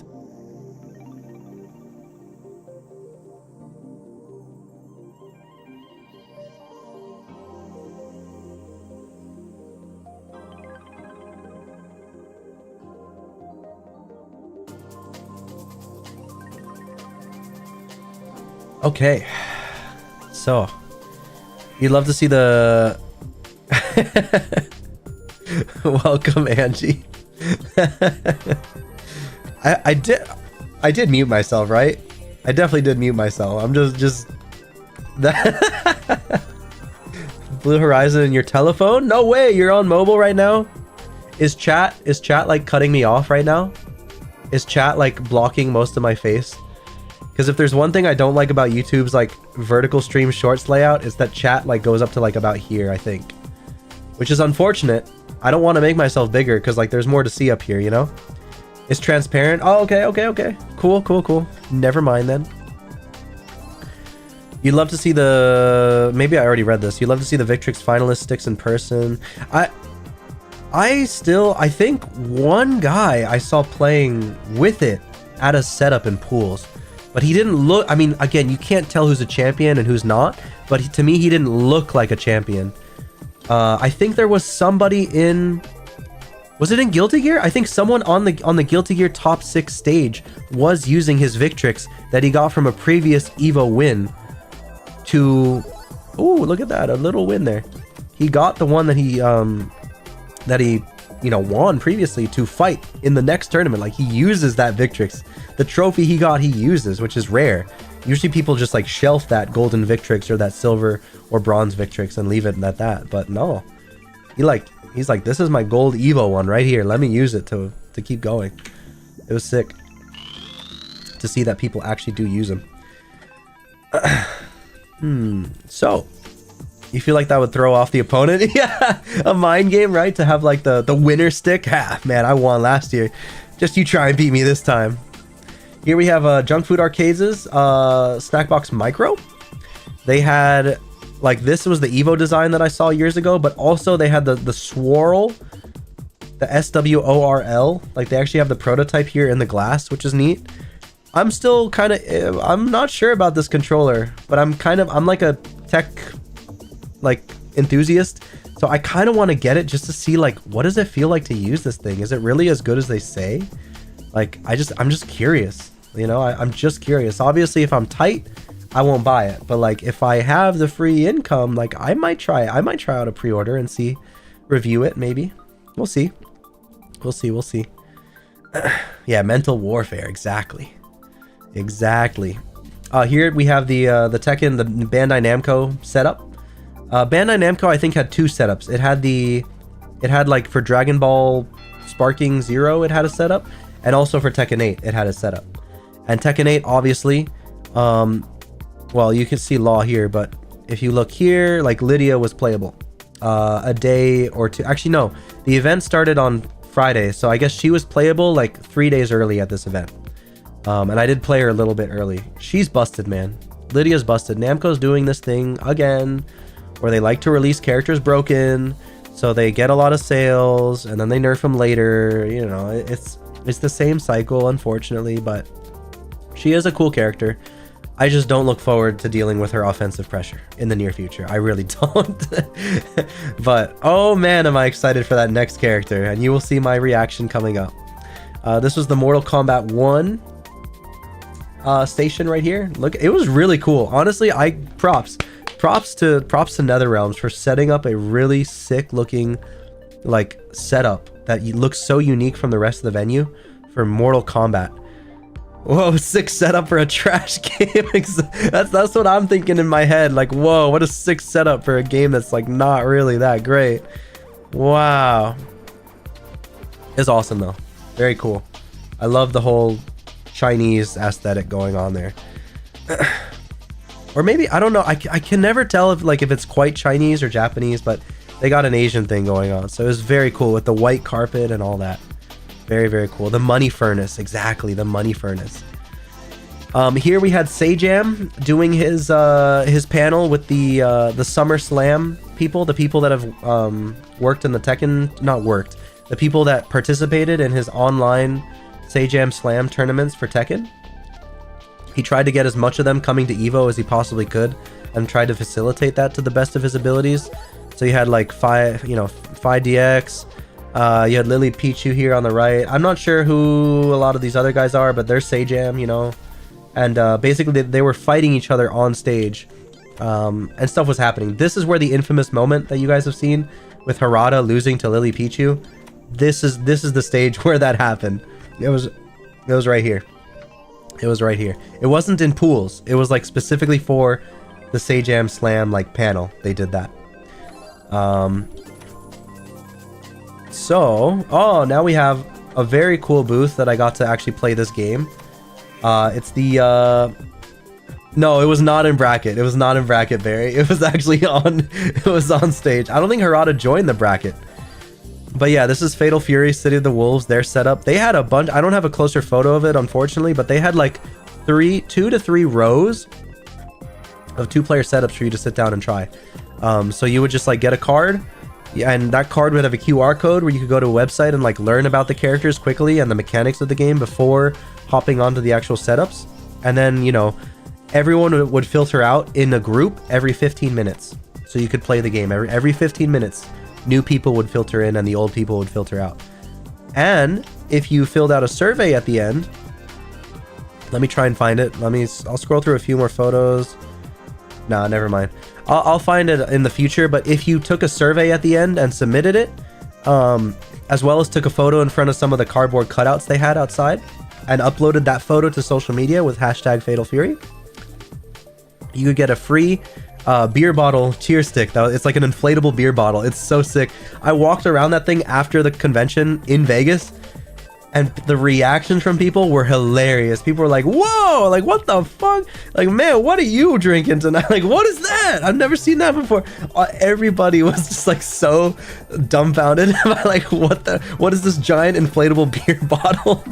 They thought it was real until they're like, oh, is that a balloon? Oh man, like it's just so funny. Walking down the strip with a gigantic inflatable beer bottle, man, it's so funny. But yeah, the bottle is super sick, and the game is very fun. The game is very fun. I might say so far, like, I mean, again, I don't know how to play the game really that well, but like I like it more than KOF, I would say. Not in terms of characters, because obviously KOF has the most characters, but in terms of like gameplay and how it feels to play, it's just very authentic. I don't know, it's just really tight, really good. That being said, unfortunately, the person I fought against was railing me. Absolutely railing me, no matter what character he picked. He was a good sport about it, so he's like understanding I'm a beginner and all that. But the guy at the end of that got up, and I asked him like, oh, so, you know, do you play like KOF and stuff like that? Because you're really good. He's like, oh, I don't just play KOF. I only play KOF.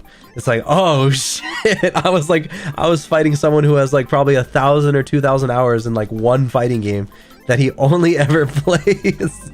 So no wonder I was just getting like railed. The dude knew like all the paths, all the combos. He knew how to like, you know, just do everything. He knew everything. He knew everything. He probably had gotten back into that line multiple times to just play the game over and over and over again. But it is a super pretty game with a very cool roster. So I'm looking forward to it. I'll definitely play it on this channel whenever it comes out. Should have gotten you one. That's true. But you need it. It was like limited to one per person. Maybe I could have come back the next day and perhaps they wouldn't recognize me. But it had to be like, you take a photo in front of the thing, upload it to social media, and take a survey. I don't know if the same lady... There were 3 ladies working that booth, so I don't know if they would have recognized me if it was the same ones.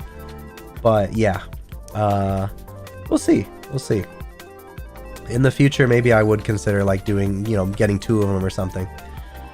But yeah, here you have the two XKO setups, you know, obligatory Riot Games, dipping into yet another genre. They had, dude, look at just how many setups 2XKO had. Like, just from this one photo, look at the rows. 1, 2, 3, 4, 5, 6, 7, 8. They had 8 rows of like 4 block arcade machines. Or no, sorry, 2 block arcade machines, each with 4 controllers, because again, it is a 4-player game.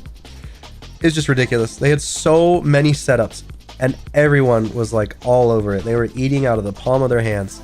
It was nuts.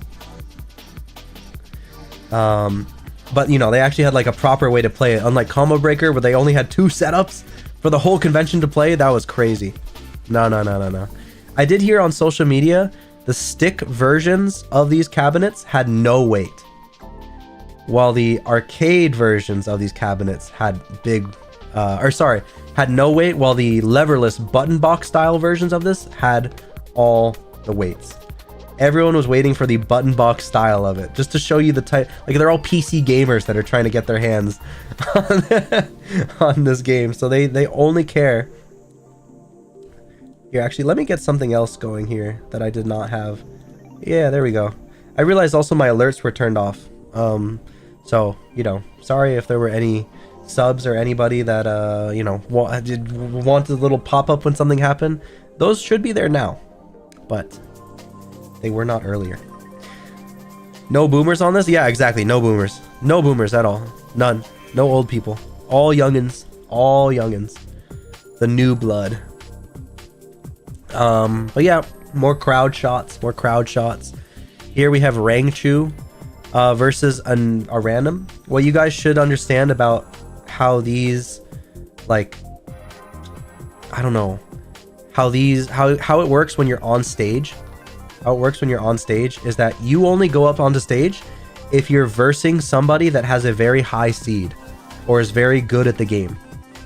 You generally don't go up on stage if you're a nobody and you're also fighting another nobody. Generally, like the pools stage here is reserved for like people that are like good players that are in pools, and you are about to be the public slaughtered lamb for the sake of Twitch entertainment. That's what these setups are for. That's what they're for. So yeah, you guys, some of you guys are saying like, oh, I can't wait to see you guys up on stream and stuff. Unfortunately, no, I did not get to go up on stream. Here's Majin Obama looking hard as always. Looking hard as always. Looking very nice. Sounds so wrong when you put it that way, but it's true. It is. I mean, yeah, it is. That's how you are, the sacrificial lamb. For the sake of entertainment, you are the sacrificial lamb. People would rather tune in to the good, you know, the well-known player beating up on nobody than like 2 nobodies beating up on each other. Even if it's a slugfest and it's really cool and sick, you know, that's just marketing and entertainment, baby. That's just marketing and entertainment. Here we have Street Fighter. Oh my goodness, guys, we might be able to I might be able to show you my first video here, perhaps. Let me see if I can get the Let me see if I can get this working. So from here, I think it's the first video, right? I need to make sure. Yeah, it is. 23, yeah, this one right here. So, I think this is it. Yep. Oh no, why is it like positioned like that? Hold on a second. Oh man, dude, I don't even see where the controls are for this thing. And the audio is not even there too. What the hell? This is all messed up.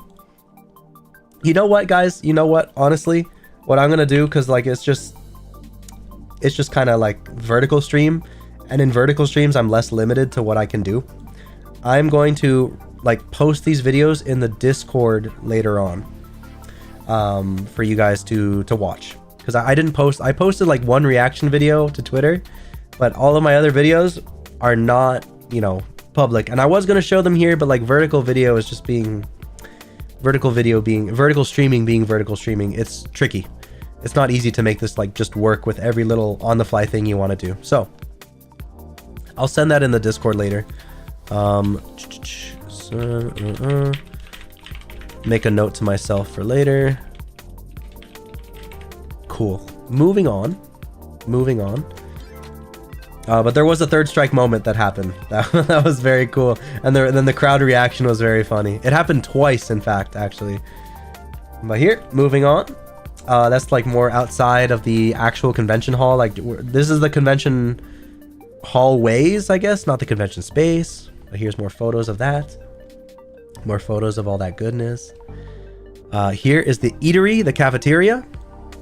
Oh my goodness. So much eating going on here. It is a huge cafeteria with like 6 different restaurants. It was fine, but guys, guess how much this food cost me right here? Guess how much this, the Cheetos and a bottle of smart water cost me at a Las Vegas convention center? Guess how much? Guess how much? I'm gonna give it 10 seconds.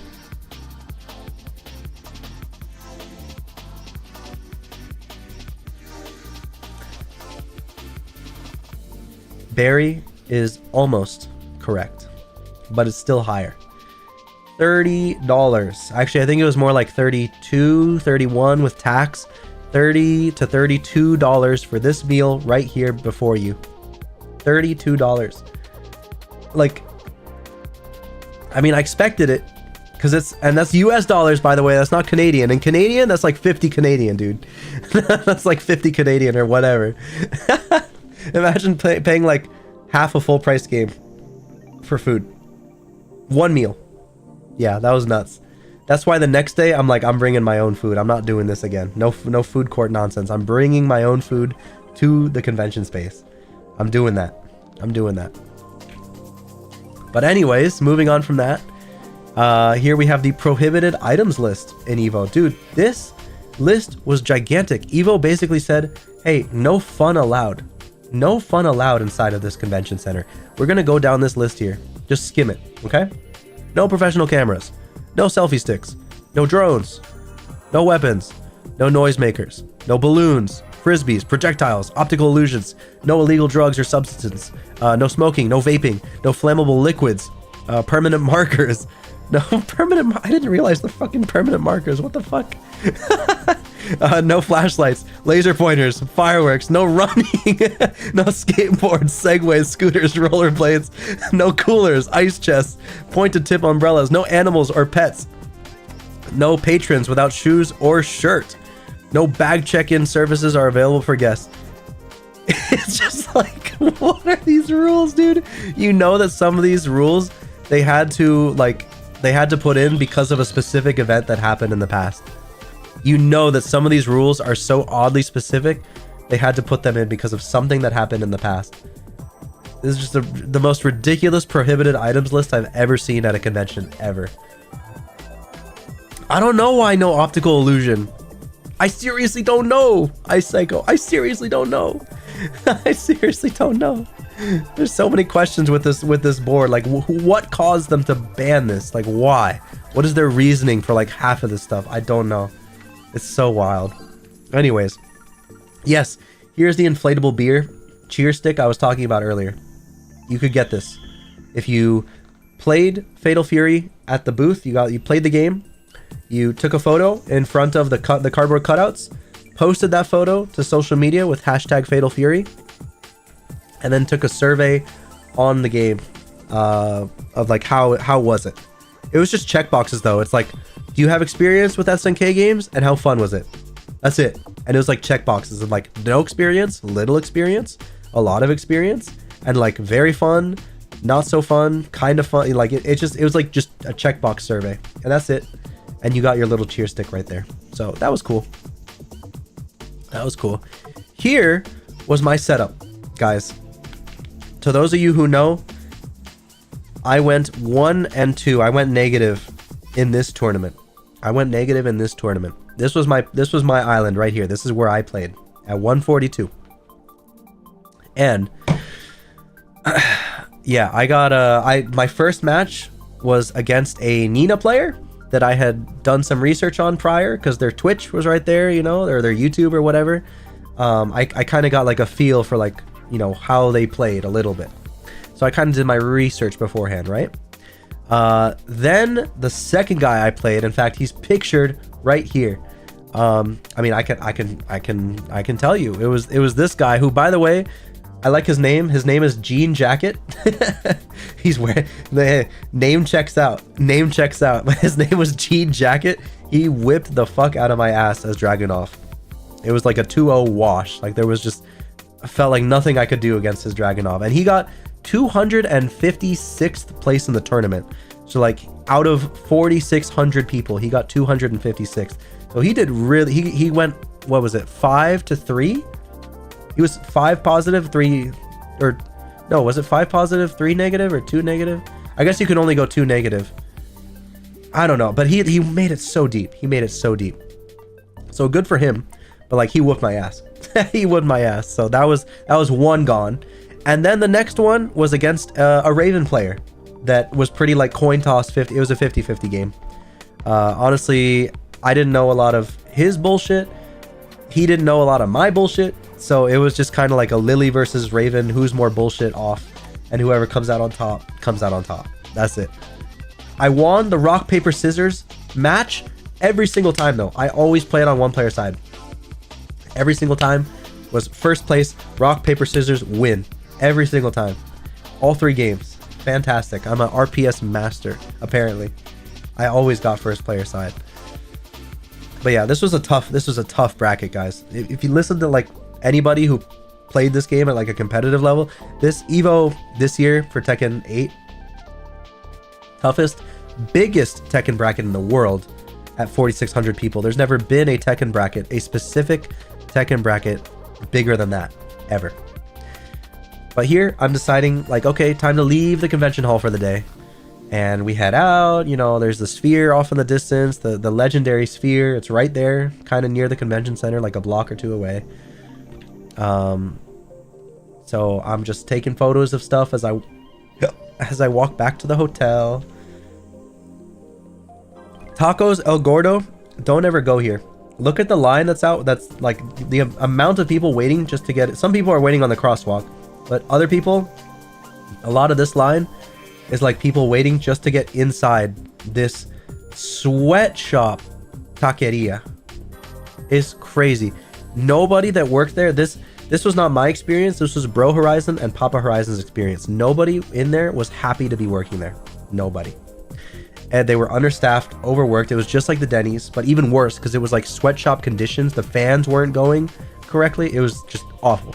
Awful. They had so many people looking to line up for tacos. Don't go to this place. Do not recommend this place. Tacos El Gordo, don't go to it. Let me see, there's another photo of it. Okay, here's the mall again on the way back. The like UFO shaped mall just looks cool. Oh my god. What is that? A rare Doc's appearance from Blue Horizon? That is me drowning in my sorrows at trying to find truth in the world, the answer to life at the bottom of a glass bottle, after losing in pools on day 1, after going negative 1 and 2. Oh well, that was me drowning myself.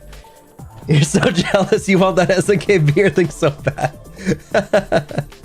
I had to unfortunately deflate it in order to take it home. So I got to figure out a way to like re-inflate it, because it's not one of those like cap pull thingies. It's not like a rubber cap where you can just like take it off and like blow into it again. It's like taped in there. I don't know. It's like a one-time seal, and as soon as you break it, like it's hard to get it back to its original inflation. I gotta figure it out eventually. That's a DIY project for another day. But yeah, and just look at what is that? No way. Is he wearing the Fauna cap? No shot. That's crazy. The Man I Love Fauna hat? I can't believe this guy. But then we decided to go for actual drinks at the Wynn, just nearby. This is the interior of that place. Again, just absolutely ridiculous. The hotels in Vegas. Ridiculous. This is the horse betting station. You can bet on horses here. Or maybe it's like a general sports betting. I don't know, to be honest with you. But yeah, there's like a straight gambler's lounge. Of course, you get served beers and alcohol right here at the side table for you. You know, all the amenities that you'd expect for a gambler are right here. As you can see, the big dude is working security. The big dude standing in the middle of the intersection is working security, looking all around at everybody. He's got the earpiece in, like that's security right there. That's the big boy. That's the bouncer.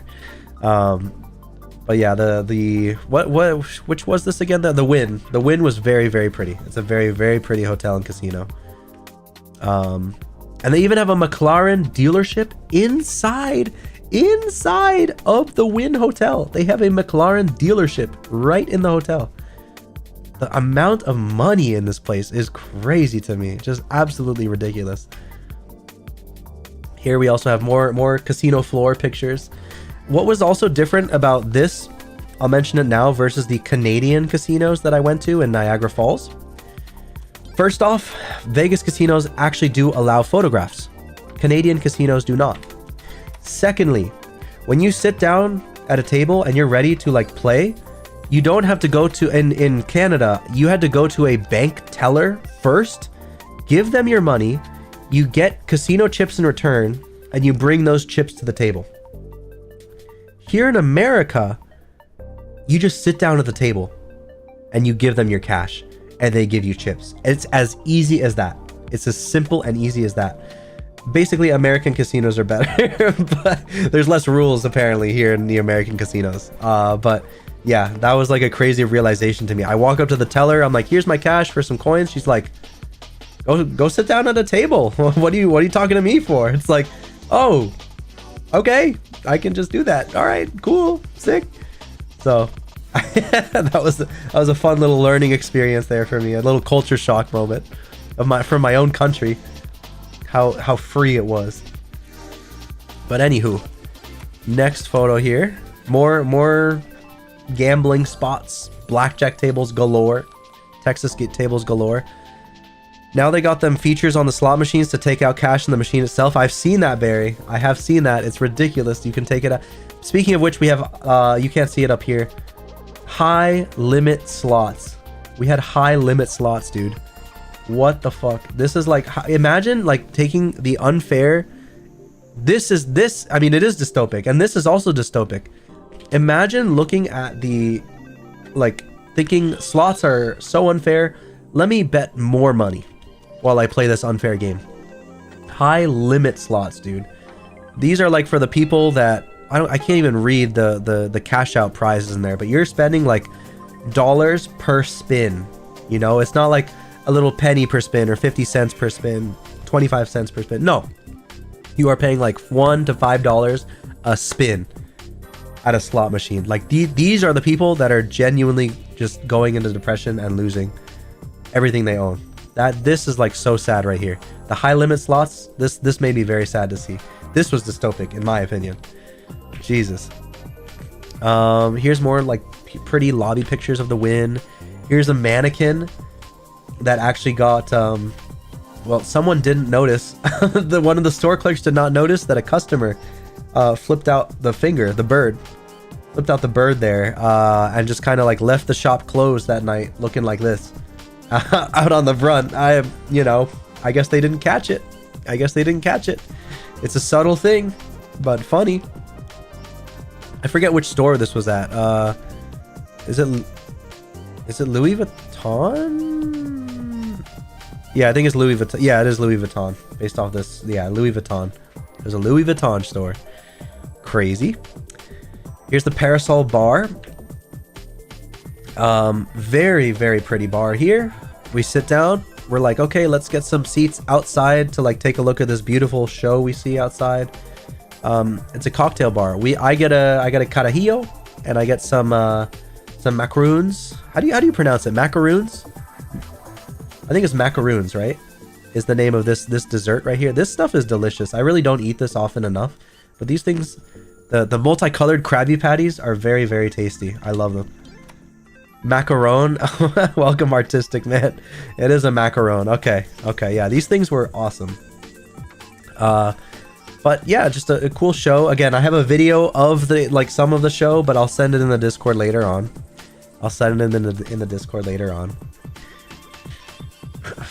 Hey, what's up?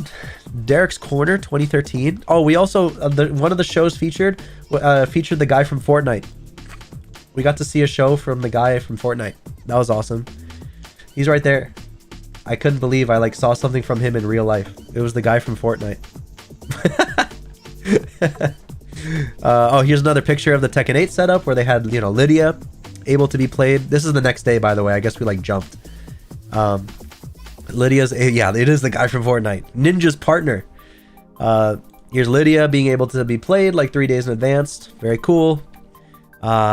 Here, the Killer Instinct. I actually watched almost all of the top 6 for Killer Instinct. I can't even lie. I don't play that game at all. But some of the characters I actually think are pretty cool now that I didn't used to think were cool. Killer Instinct was pretty cool. I was pretty hyped to watch that back and forth between people. It's got a lot of good stuff going on for it that I did not really realize or look into because I wasn't an Xbox fanboy, and by the time it came to PC it was kind of irrelevant, oh well. But yeah, cool game. I might check it out at home in the cafe here later on for myself. But a very, very, yeah, just awesome top 6. Lots of great players, lots of good matches. Character variety off the wazoo. There was no such thing as oh, the game is 10 years old, everyone only plays 2 characters. No, everybody in top 6 played a different character. It was so cool to see that for an older game. I love that. Let me take some water and also blow my nose out for a second because I can feel the congestion again.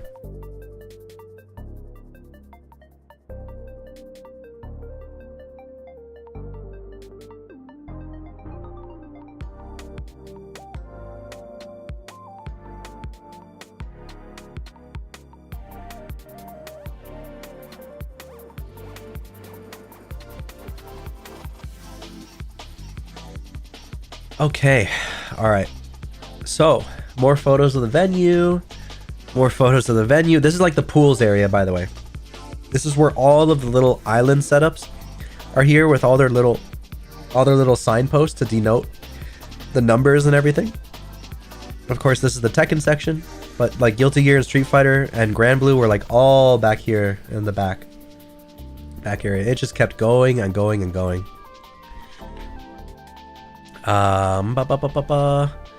Let's see, more setups. This right here, this is where the arena starts. You can see some blue back there. This is where the main arena actually starts. The main Sunday top 8. Actually Saturday top 6 for Street Fighter Third Strike happened in here as well. This is the main stage behind that black curtain. Paradise Arcade once again showed up from Combo Breaker. They were back here at EVO with even more of a selection than they had at Combo Breaker. Their table was gigantic here because the convention space, I guess, was also gigantic. And here's the convention center at Sunset on Saturday. I decided to leave a little early. Unfortunately, before my friend Wiz, who he developed Idol Showdown. Unfortunately, I left the convention center to try and do stuff in Vegas without knowing that a top 6 or top 8 was going on for his game. So I couldn't sit and watch his game be played at the higher level like I would have wanted to. But oh well, you know, I just kind of had no idea. It wasn't even in like the subsection. I don't even know how you find out the schedule for like side games that aren't even like in the main 9. Like they're, I don't know where you find the schedule for them. I don't know how you like know that a tournament is happening for it. But yeah, had to leave the convention center. Unfortunately, could not watch Idol Showdown top 8 that night. But here I keep taking a picture of this because it looks amazing with like the Art Deco. I just love this Art Deco like Miami style resort right here. This thing just looks gorgeous to me. I don't know why. Maybe it's just because, you know, I was born a Miami kid, you know. Right below the main ladder, right? What do you mean right below the main ladder?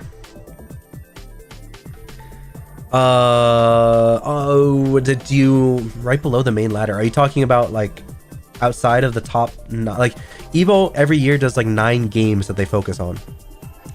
And then if you're like outside of those 9 games, you're not printed on any schedules. You're not, yeah, the match schedule. It's like, it's not printed on anything officially. You have to like somehow read a sign at on some floor somewhere that like a tournament is happening, a top 8 is happening for some game. You know, like there's no official meetup spot that I'm aware of, unless I was actively checking the social medias. Also, I got a drink again. Hold up.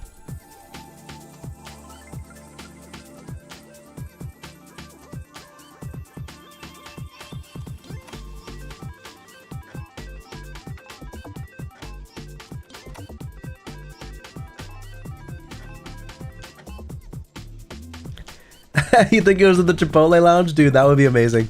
That would be incredible if it was in the Chipotle lounge.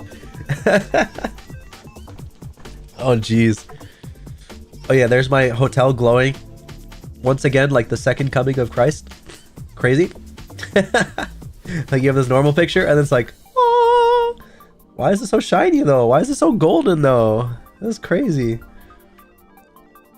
So I'm walking back. Look, another photo of the room. Yet another photo of the room, because I just really love seeing, again, I love seeing these rooms at different times of day. Why do you guys think that here on my channel, in the cafe, like, I have like a day, sunset, night transition thing for the cafe going. I like weathers. I like times of day. I like to see the same place and different stuff. That tower must be an eyesore for local. It probably is, Rob. It probably is. Here, let me blow my nose again. And mute this time.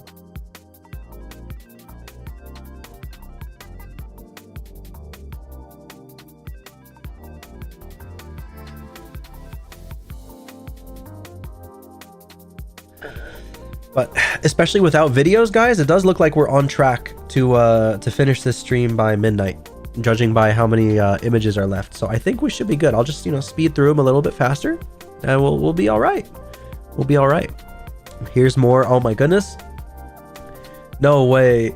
Is Blue playing Yakuza 4 still, where he barely made any progress until this very trip, since the last stream he gave up on the game like 5 months ago?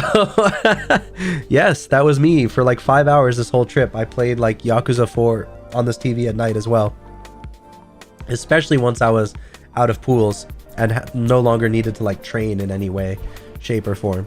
But look at the view. Look at the view. There's something like so moody about playing like a city game like Yakuza with like the city view right next to you and stuff. It's a treat, dude. I love views while I play video games. I love views. Oh, Blue's leg makes an appearance. No way. And foot. But yeah, there's also like this gorgeous, again, like twilight sort of sunset going on over here in the mountains. Just very aesthetically pleasing photos that I took. I found this in the fruit bowl. I don't know who put that there, but that was in our fruit bowl. Our fruit bowl, I mean. Sunshine Day. Who was Sunshine Day? Oh, that was someone else's Sunshine Day. I forget I'm playing the game where Sunshine Day comes from. So now when I hear Sunshine Day, I think it's like a subscription or something. I think someone's like subbing to the channel. I'm like, oh, who's that? This is the game that sound effect comes from, dude. I baited myself. Oh my god, that's so funny. All right. Anywho, yes, we decided to go out on the strip again that night, and This was the night we were gonna gamble, and this is what we see. Where the hell did all this water come from? It didn't rain. Guess what this water was? Guess what this water was? This was a sewage break. This is all sewage shit water. All this water is sewage shit water, and it is preventing everybody between these two streets from crossing. And nobody could cross this unless they wanted to get their shoes or their feet smelling like sewage, shit and piss and vomit and crap. Okay, so, and there was no way around it. If you like went all the way up the trail, like the flood continued. There was no way to hop over this unscathed. So we had to like go, me and Bro Horizon had to go there, went on that adventure, couldn't find a way across, came back, and on the way back, we are trying to like casually warn as many people as possible that, dude, you cannot cross that street. There is a sewage break. Nobody listens. Nobody listens. We felt like the main characters who just like have the forsaken knowledge. They bear the knowledge but cannot share the knowledge with anybody because no one will believe them that this catastrophic event has just happened in front of them before they even get there.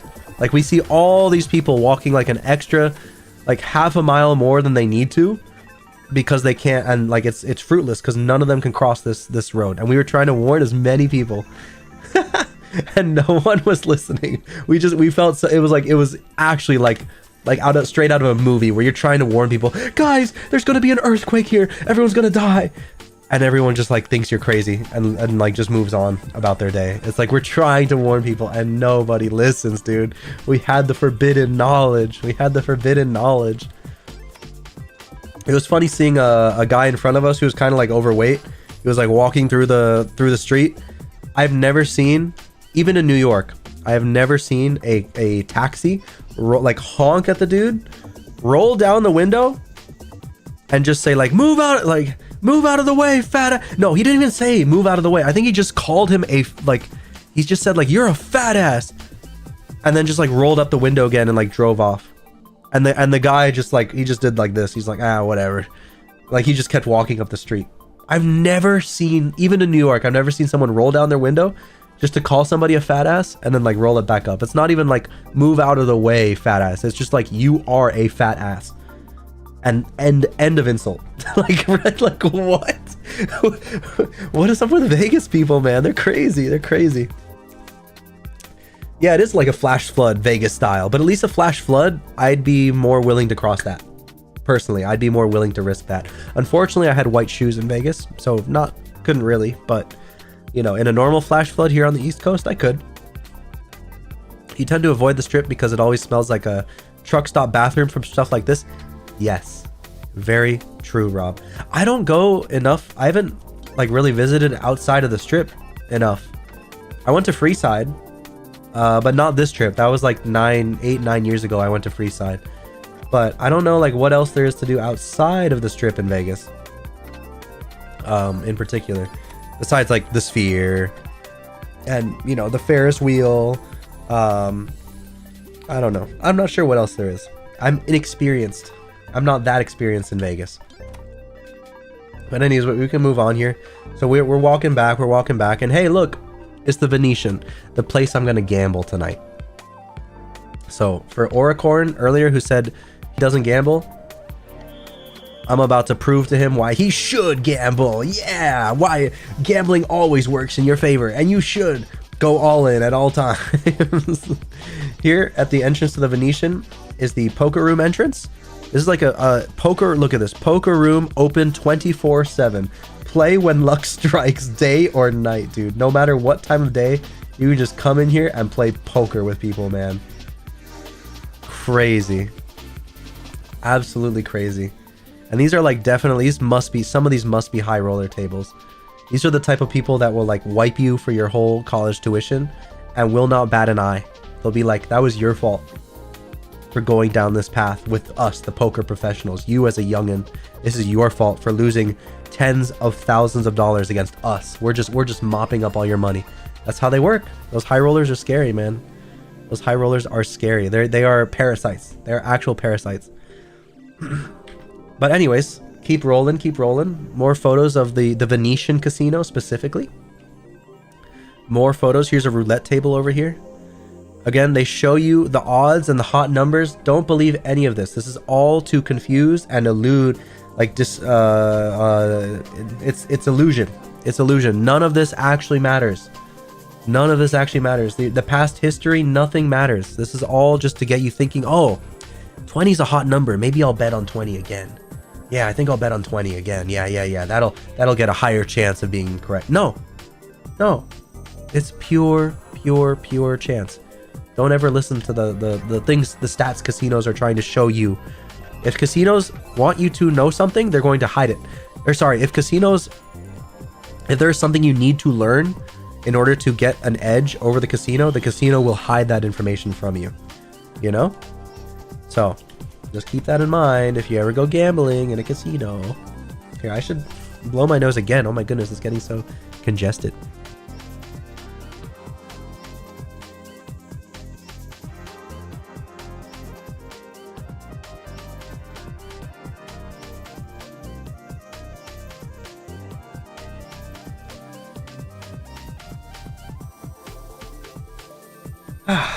Okay, we are back. Here is my only photo of blackjack. I think this is my only photo, right? Yeah, this is my only photo of blackjack. Okay, right here. Look at my hand, dude. This is crazy. I got a 5, then I got an ace, then an ace, then another ace, dude. Like, what the hell is up with this luck? Why did I just get like 3 aces in a row? What kind of shuffle is that? It's wild. Anyways, this was not a crazy hand. I think, did I bust? I forget if I busted on this hand or like won. I think because I bet 25, I just won a little bit back. But this was the moment where Bro Horizon dressed up for the night, right? He wanted to go to a nightclub. So he was going to accompany me for a little bit of gambling before he head off to the Cosmopolitan, to the Marquee, to go clubbing. He said, all right, you know, they stop taking entrance at 1 a.m. I'm gonna go, bro. I'll see you later. I'm like, okay, if you're gonna go, and then I just take all of my chips. By the way, I put down $220 into the casino, at the blackjack table. I put $220 down. And by this time, I think I had like net lost like $25. So I was at like $200 or $175, something like that. Maybe $180. I don't know, some number in between there. And so I just take all my chips. I'm like, you're about to go? All right. All in on one blackjack hand right here. $200, whatever. One blackjack hand right here. Do it. Do it. This was my money that I brought specifically for gambling, so I do not care if I lose it. Let's do it. Like, I'm just gonna go all in. And Bro Horizon was so shook in that moment. He was so shook. He's like, no, Blue, you don't understand. Like, this is how casinos make their money. This is how it works for casinos in their favor.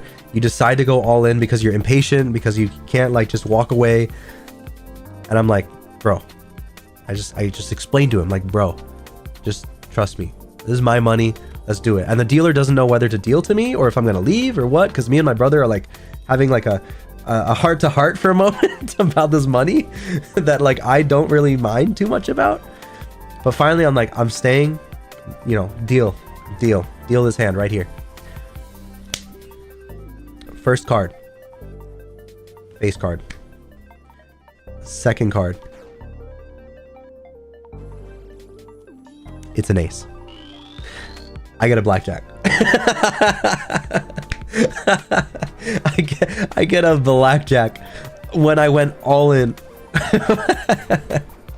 So you guys can do the math on exactly how much. I think blackjack pays 3 to 1 or 3 to 2, so it's 1.5 times your usual hand that you win. But based off betting everything I had, I walked out of that casino with $385 that I did not have prior. I put in 220. I walked out with $385. And that right there went towards some other stuff. Practically, you could say that the casino paid for my Evo ticket, or you could say that the casino paid for the emotes that I'm about to drop in my Discord server tonight. They could account for a variety of things. But yeah, you have this right here. Boom. Money, money, money, money. Love it. And here was the here was the very rich and hearty meal afterwards, because I was starving. I'm like, just give me Italian, give me some spaghetti. And I should have honestly had like a less rich meal, but there's the pizza. You know, whatever. I basically decided this pizza would be cut in half, some for the morning tomorrow, and some for the other half for being at the arena for top 6 at Evo.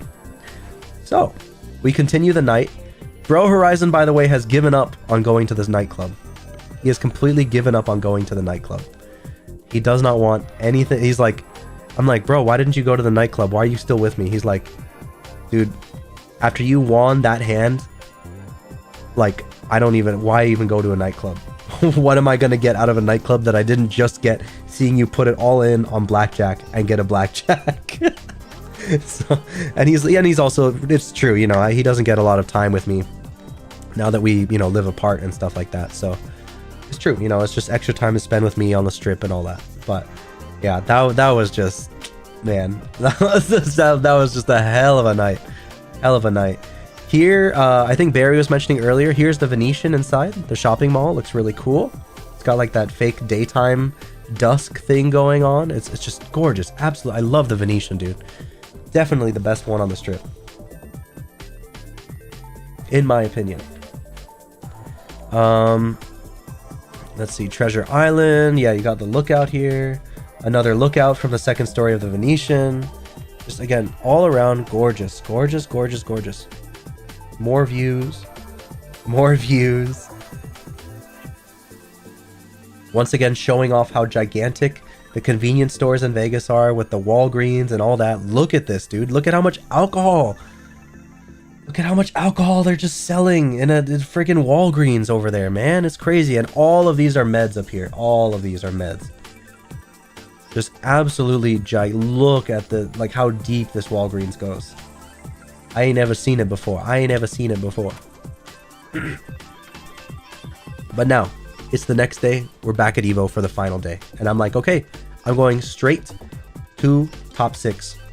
Okay? Straight to top 6. We're finally in the top 6 arena. This is the final part right here. We're finally in the top 6 arena. And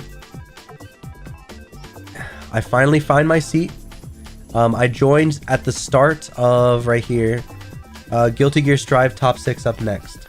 I joined like 20 minutes to Guilty Gear Strive happening. And I'm sitting pretty much right here in the middle on the higher rise bleachers. And I'm purposely not drinking water. Even the commentators mentioned they purposely didn't drink water. So I'm purposely dehydrating myself for better or worse so that I don't need to get up and use the bathroom, which is a terrible thing to do, but that's how it works. So we're just kind of you know, figuring out exactly why. Sorry, I think someone is outside. Nope, never mind. Okay, never mind. Anyways, yes, the that was a bad because look, what I had coffee, I had pizza, I had Pringles, I had what was it? What else? I had alcohol. Like I had all of like the dehydration things on the list in my backpack to make me even more dehydrated. That was no good. I started getting lightheaded towards the end of the Tekken 6, the Tekken 8 top 6 finals. But you know, is what it is. I survived. I'm here, right? But here, you know, we're watching people fight in Guilty Gear Strive. Again, the videos I will upload in my Discord. I'm going to send the videos later in my Discord because vertical streaming does not allow me the flexibility right now to like do all this media playback stuff. So I will send it in my Discord. But I finally decide, you know what? All right, Guilty Gear was sick. It was super hype. The top 6 was incredible.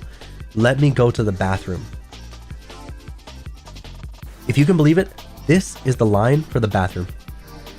The men's bathroom back here. This is the line. Not here. This is empty. There's no line leading into the women's bathroom.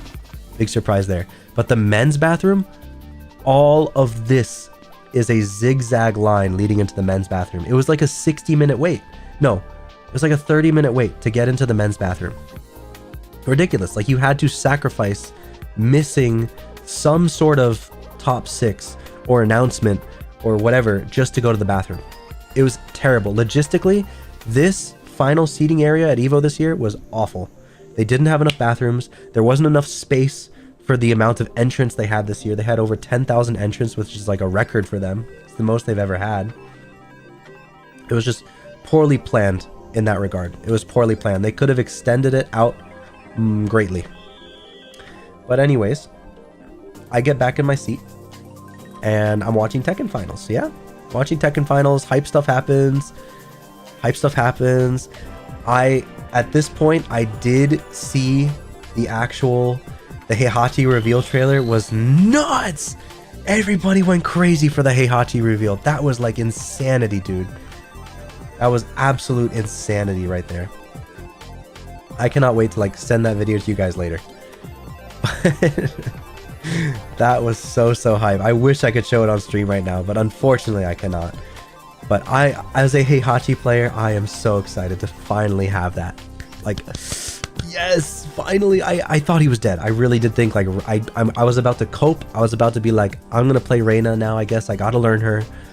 I was really like about to do that. And then the trailer comes out and it's like, do not worry, Blue. Do not worry. Namco has you. Harada Sensei has you. He has your back. Here's Heihachi-kun right here for you. It's like, yes!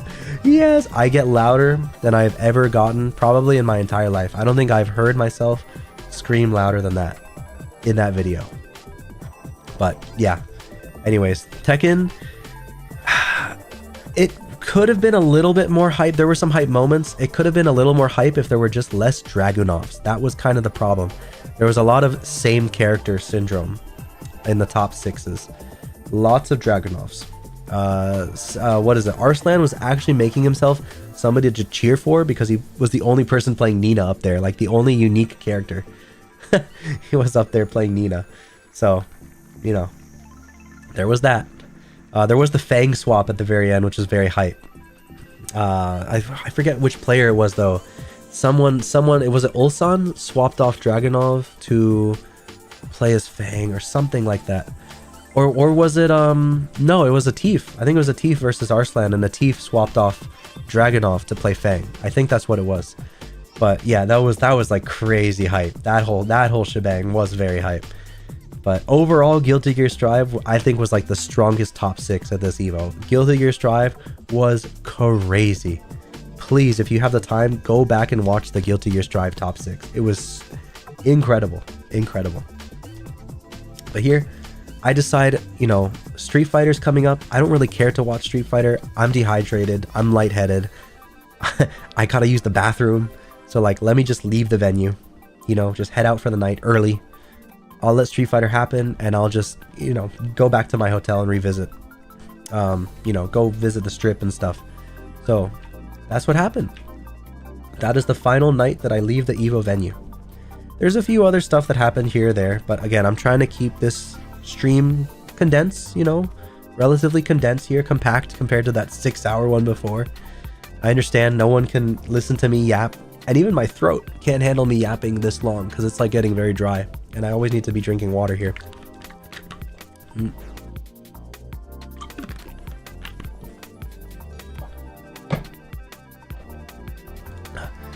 But until I get a video camera, there's no better way that I can think of to explain, to like make a vlog sort of thing than a live stream.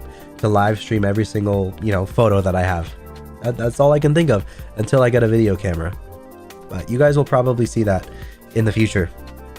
With me, I'll have like a proper video camera. Well, proper in quotation marks.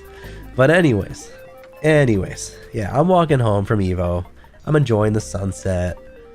Me and Bro Horizon yet again decide to go out on the strip as just us. And we visit Gillies, a Texan barbecue restaurant that's been there since when I was last there 9 years ago. Gillies was still there outside of Treasure Island. Fantastic barbecue. Just look at that delicious, scrumptious barbecue. Just look at it. Just look at that. Just stare at that for a moment. In fact, I'll zoom in. Just look at that. Oh my goodness. Baby back rib with 2 orders of macaroni and cheese, cooked Southern hospitality style. Absolutely delicious right there on the strip. And this is by the way, the best alcohol deal. This boot came with 4 shots of alcohol for $24. It's a souvenir boot. We didn't take the souvenir, unfortunately. Like, we only have so much packing space, but we used the deal to get the most shots for our buck there at that restaurant. And it was so worth it, dude. I highly recommend getting the souvenir boot at Gillies just because of the pure alcohol to price ratio is very good on it. It's a pretty good deal for the strip. Very good. But yeah, this meal was phenomenal. Delicious. Here's the Bellagio lobby. They just got this crazy paper mache parade thing going on. This kind of scares me a little bit because in every single stall and everywhere you go in Vegas, there's a lot of these human trafficking things. Kind of just gives you a constant reminder of how sketch this whole city is. When you see report human trafficking signs all over the place, gives you an idea of how sketch this particular city is. I don't even know what it says. No more. Espalda mojao. Espalda is shovel, right? I think espada is a sword, but espalda I think is a shovel. I don't know what I'm not sure. But yeah, someone wrote on it. Anyways, depressing stuff. But here outside the Bellagio, another very cool photo, once again with the full moon. Espalda is back? Espalda is back? Really? What? I didn't know that, Psycho. Espalda is back? I thought, well, then how do you say shovel in Spanish? I thought it was like oh my goodness, I gotta cough for a second.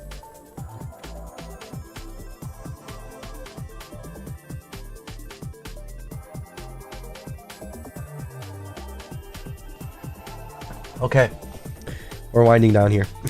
We're winding down here with my cold. I can only handle so much yap. Ooh, even though it was such a cool time and a fun time. Shovel is pala? Oh, wow, I had that wrong the whole time. Goes to show you. Yeah, espada is sword. Oh, okay, so I thought shovel and sword sounded similar, but they're different. Okay, never mind then. Never mind me. Shows how much I know about Spanish. And I really should know more about it. Oh well.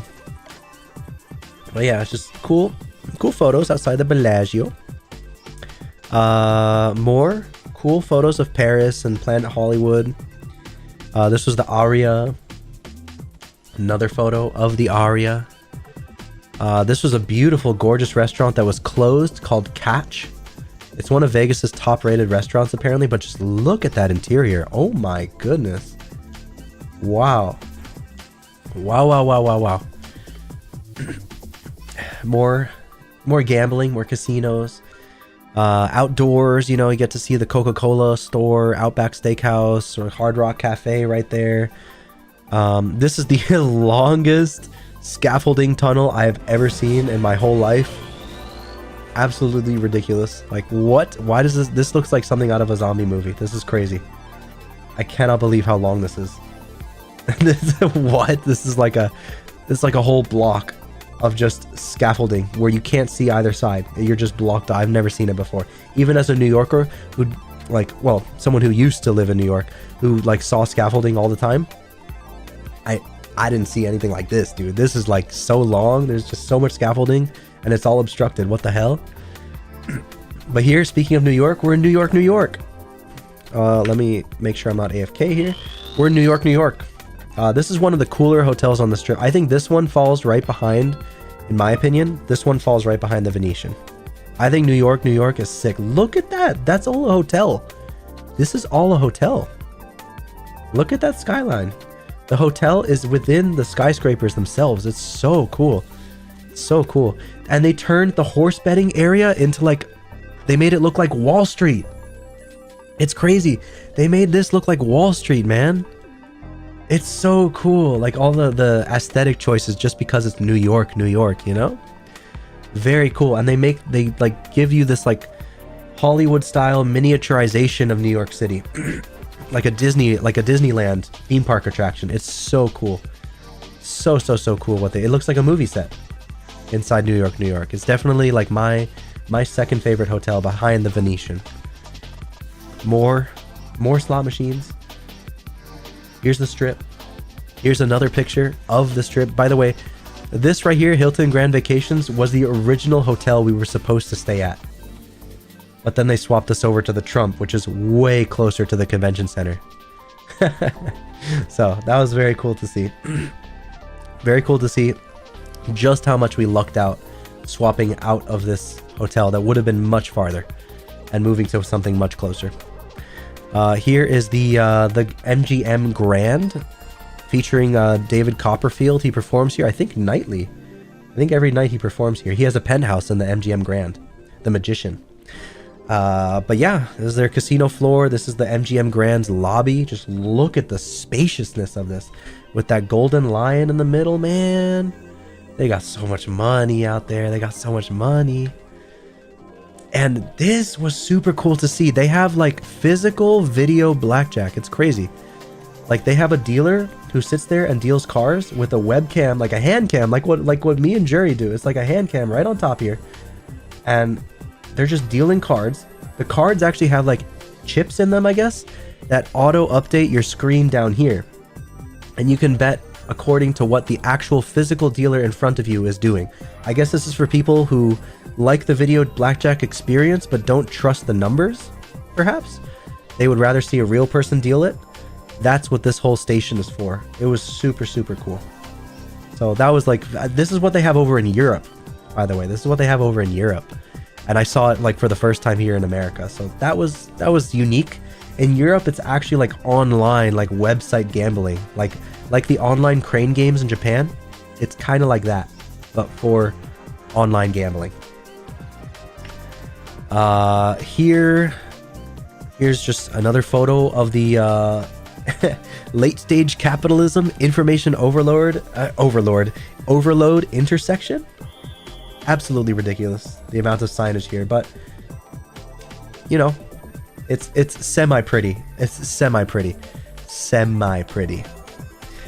And after all that arid, dry heat where I'm dehydrated, I'm dying, I'm going into blazing hot heat and then going back into air-conditioned casinos that blast you with AC and then going out again and then going in again. Dude, the temperature difference to people's bodies, no wonder they vomit so much in Vegas.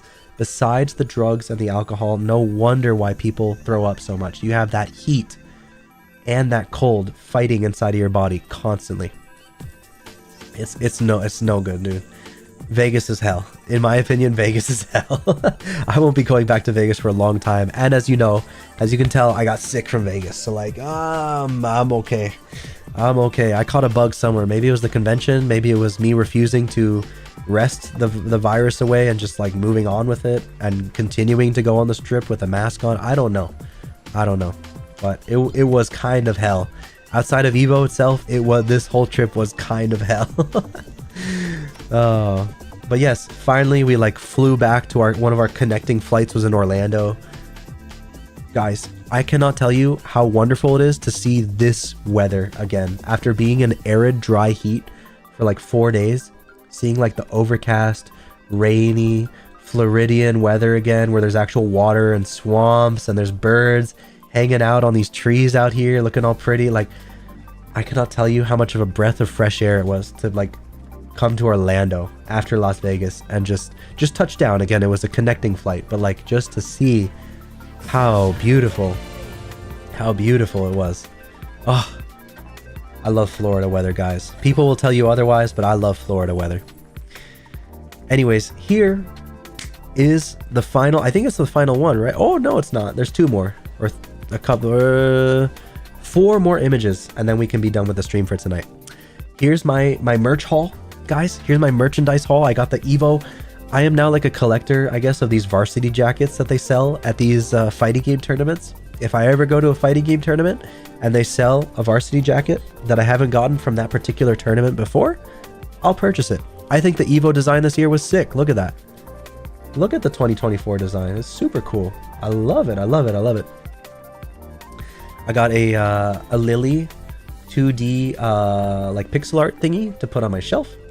The Anya, I already had her. I wear her. I wear her at every convention.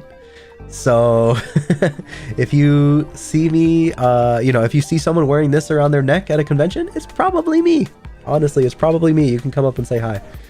Wow, it's been 15 years since the last time you went to Vegas. It was during Christmas, and it was wild to see Vegas get a layer of snow. 15 years ago, Poor Genius? Damn. Did the Sphere recover from the CrowdStrike disaster? Did the Sphere actually blue screen, or was that just a meme?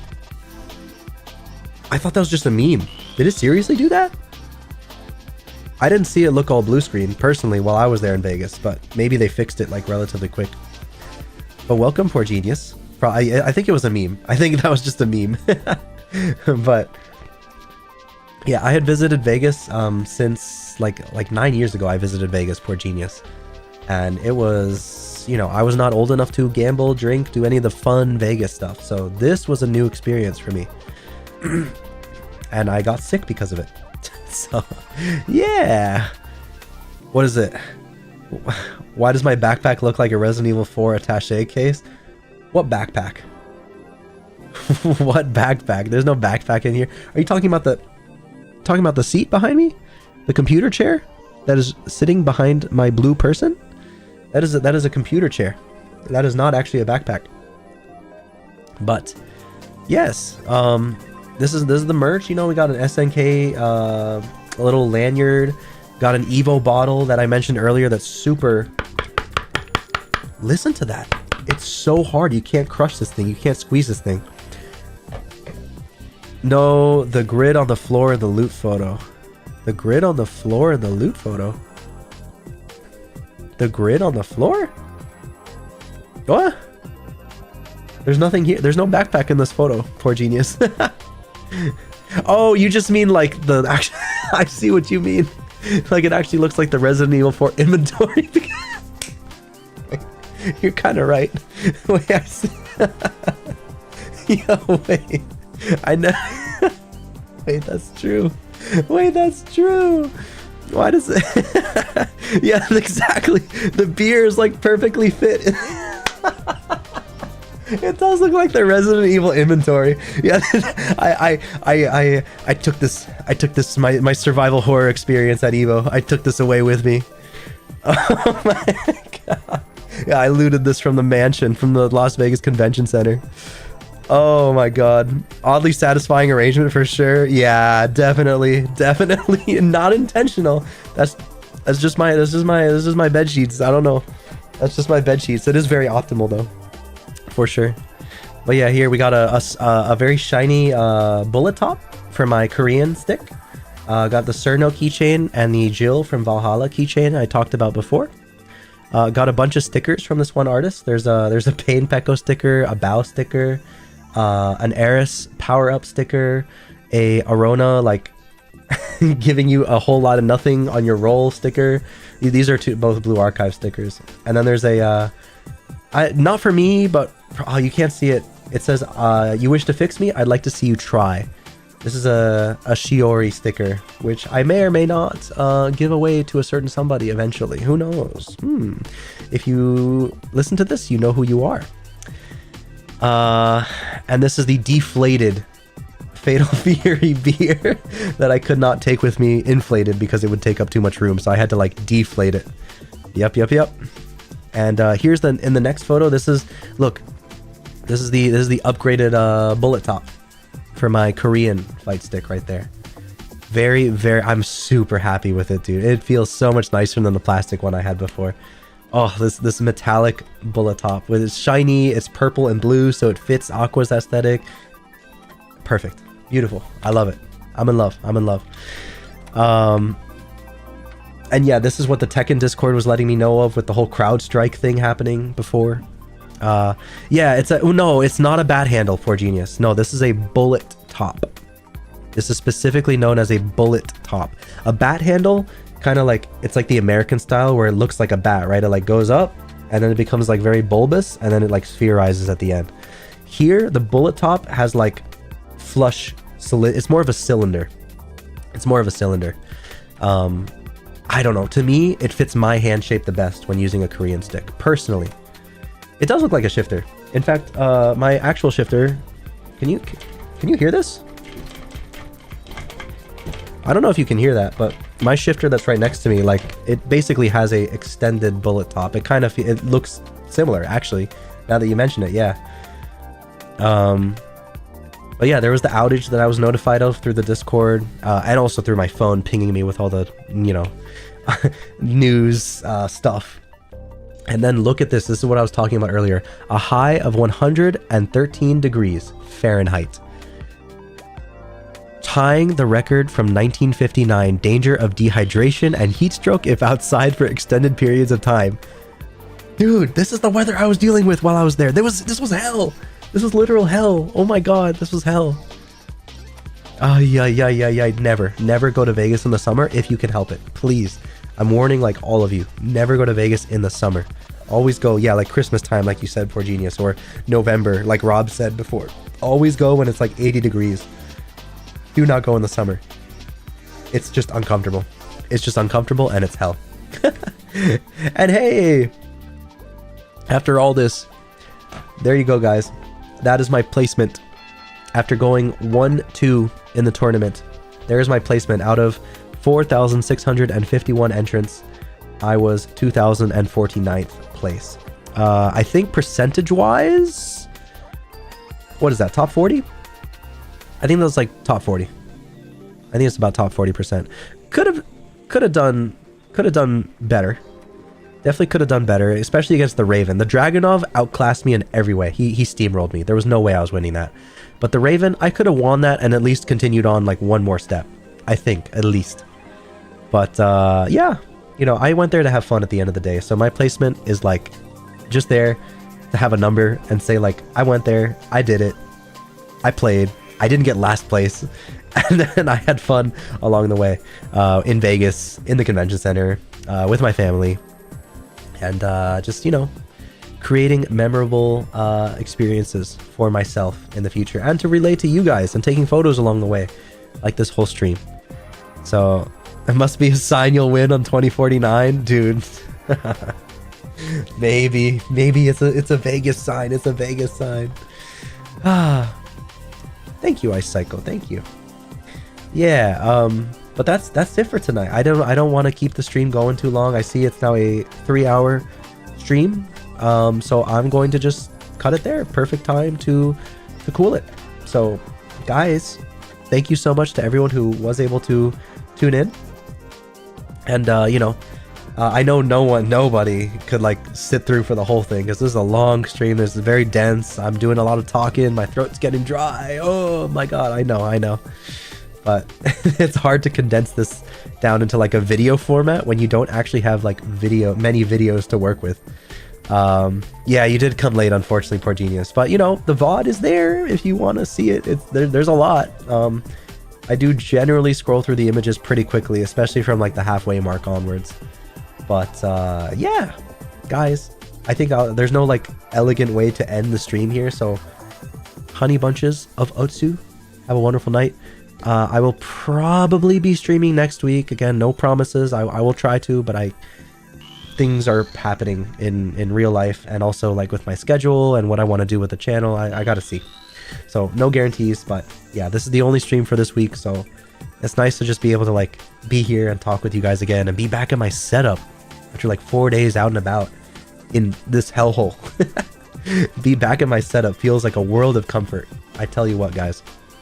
So yeah, Peace out. Peace out. Let me do one more slot roll. One more slot roll. What do we got? What do we got? Orange. Oh. No, that doesn't count because this thing interrupted my hype. Let's do it. One more slot roll. One more slot roll. Woo! What do we got? What do we got? Grape. Orange. Nothing. Damn. Okay.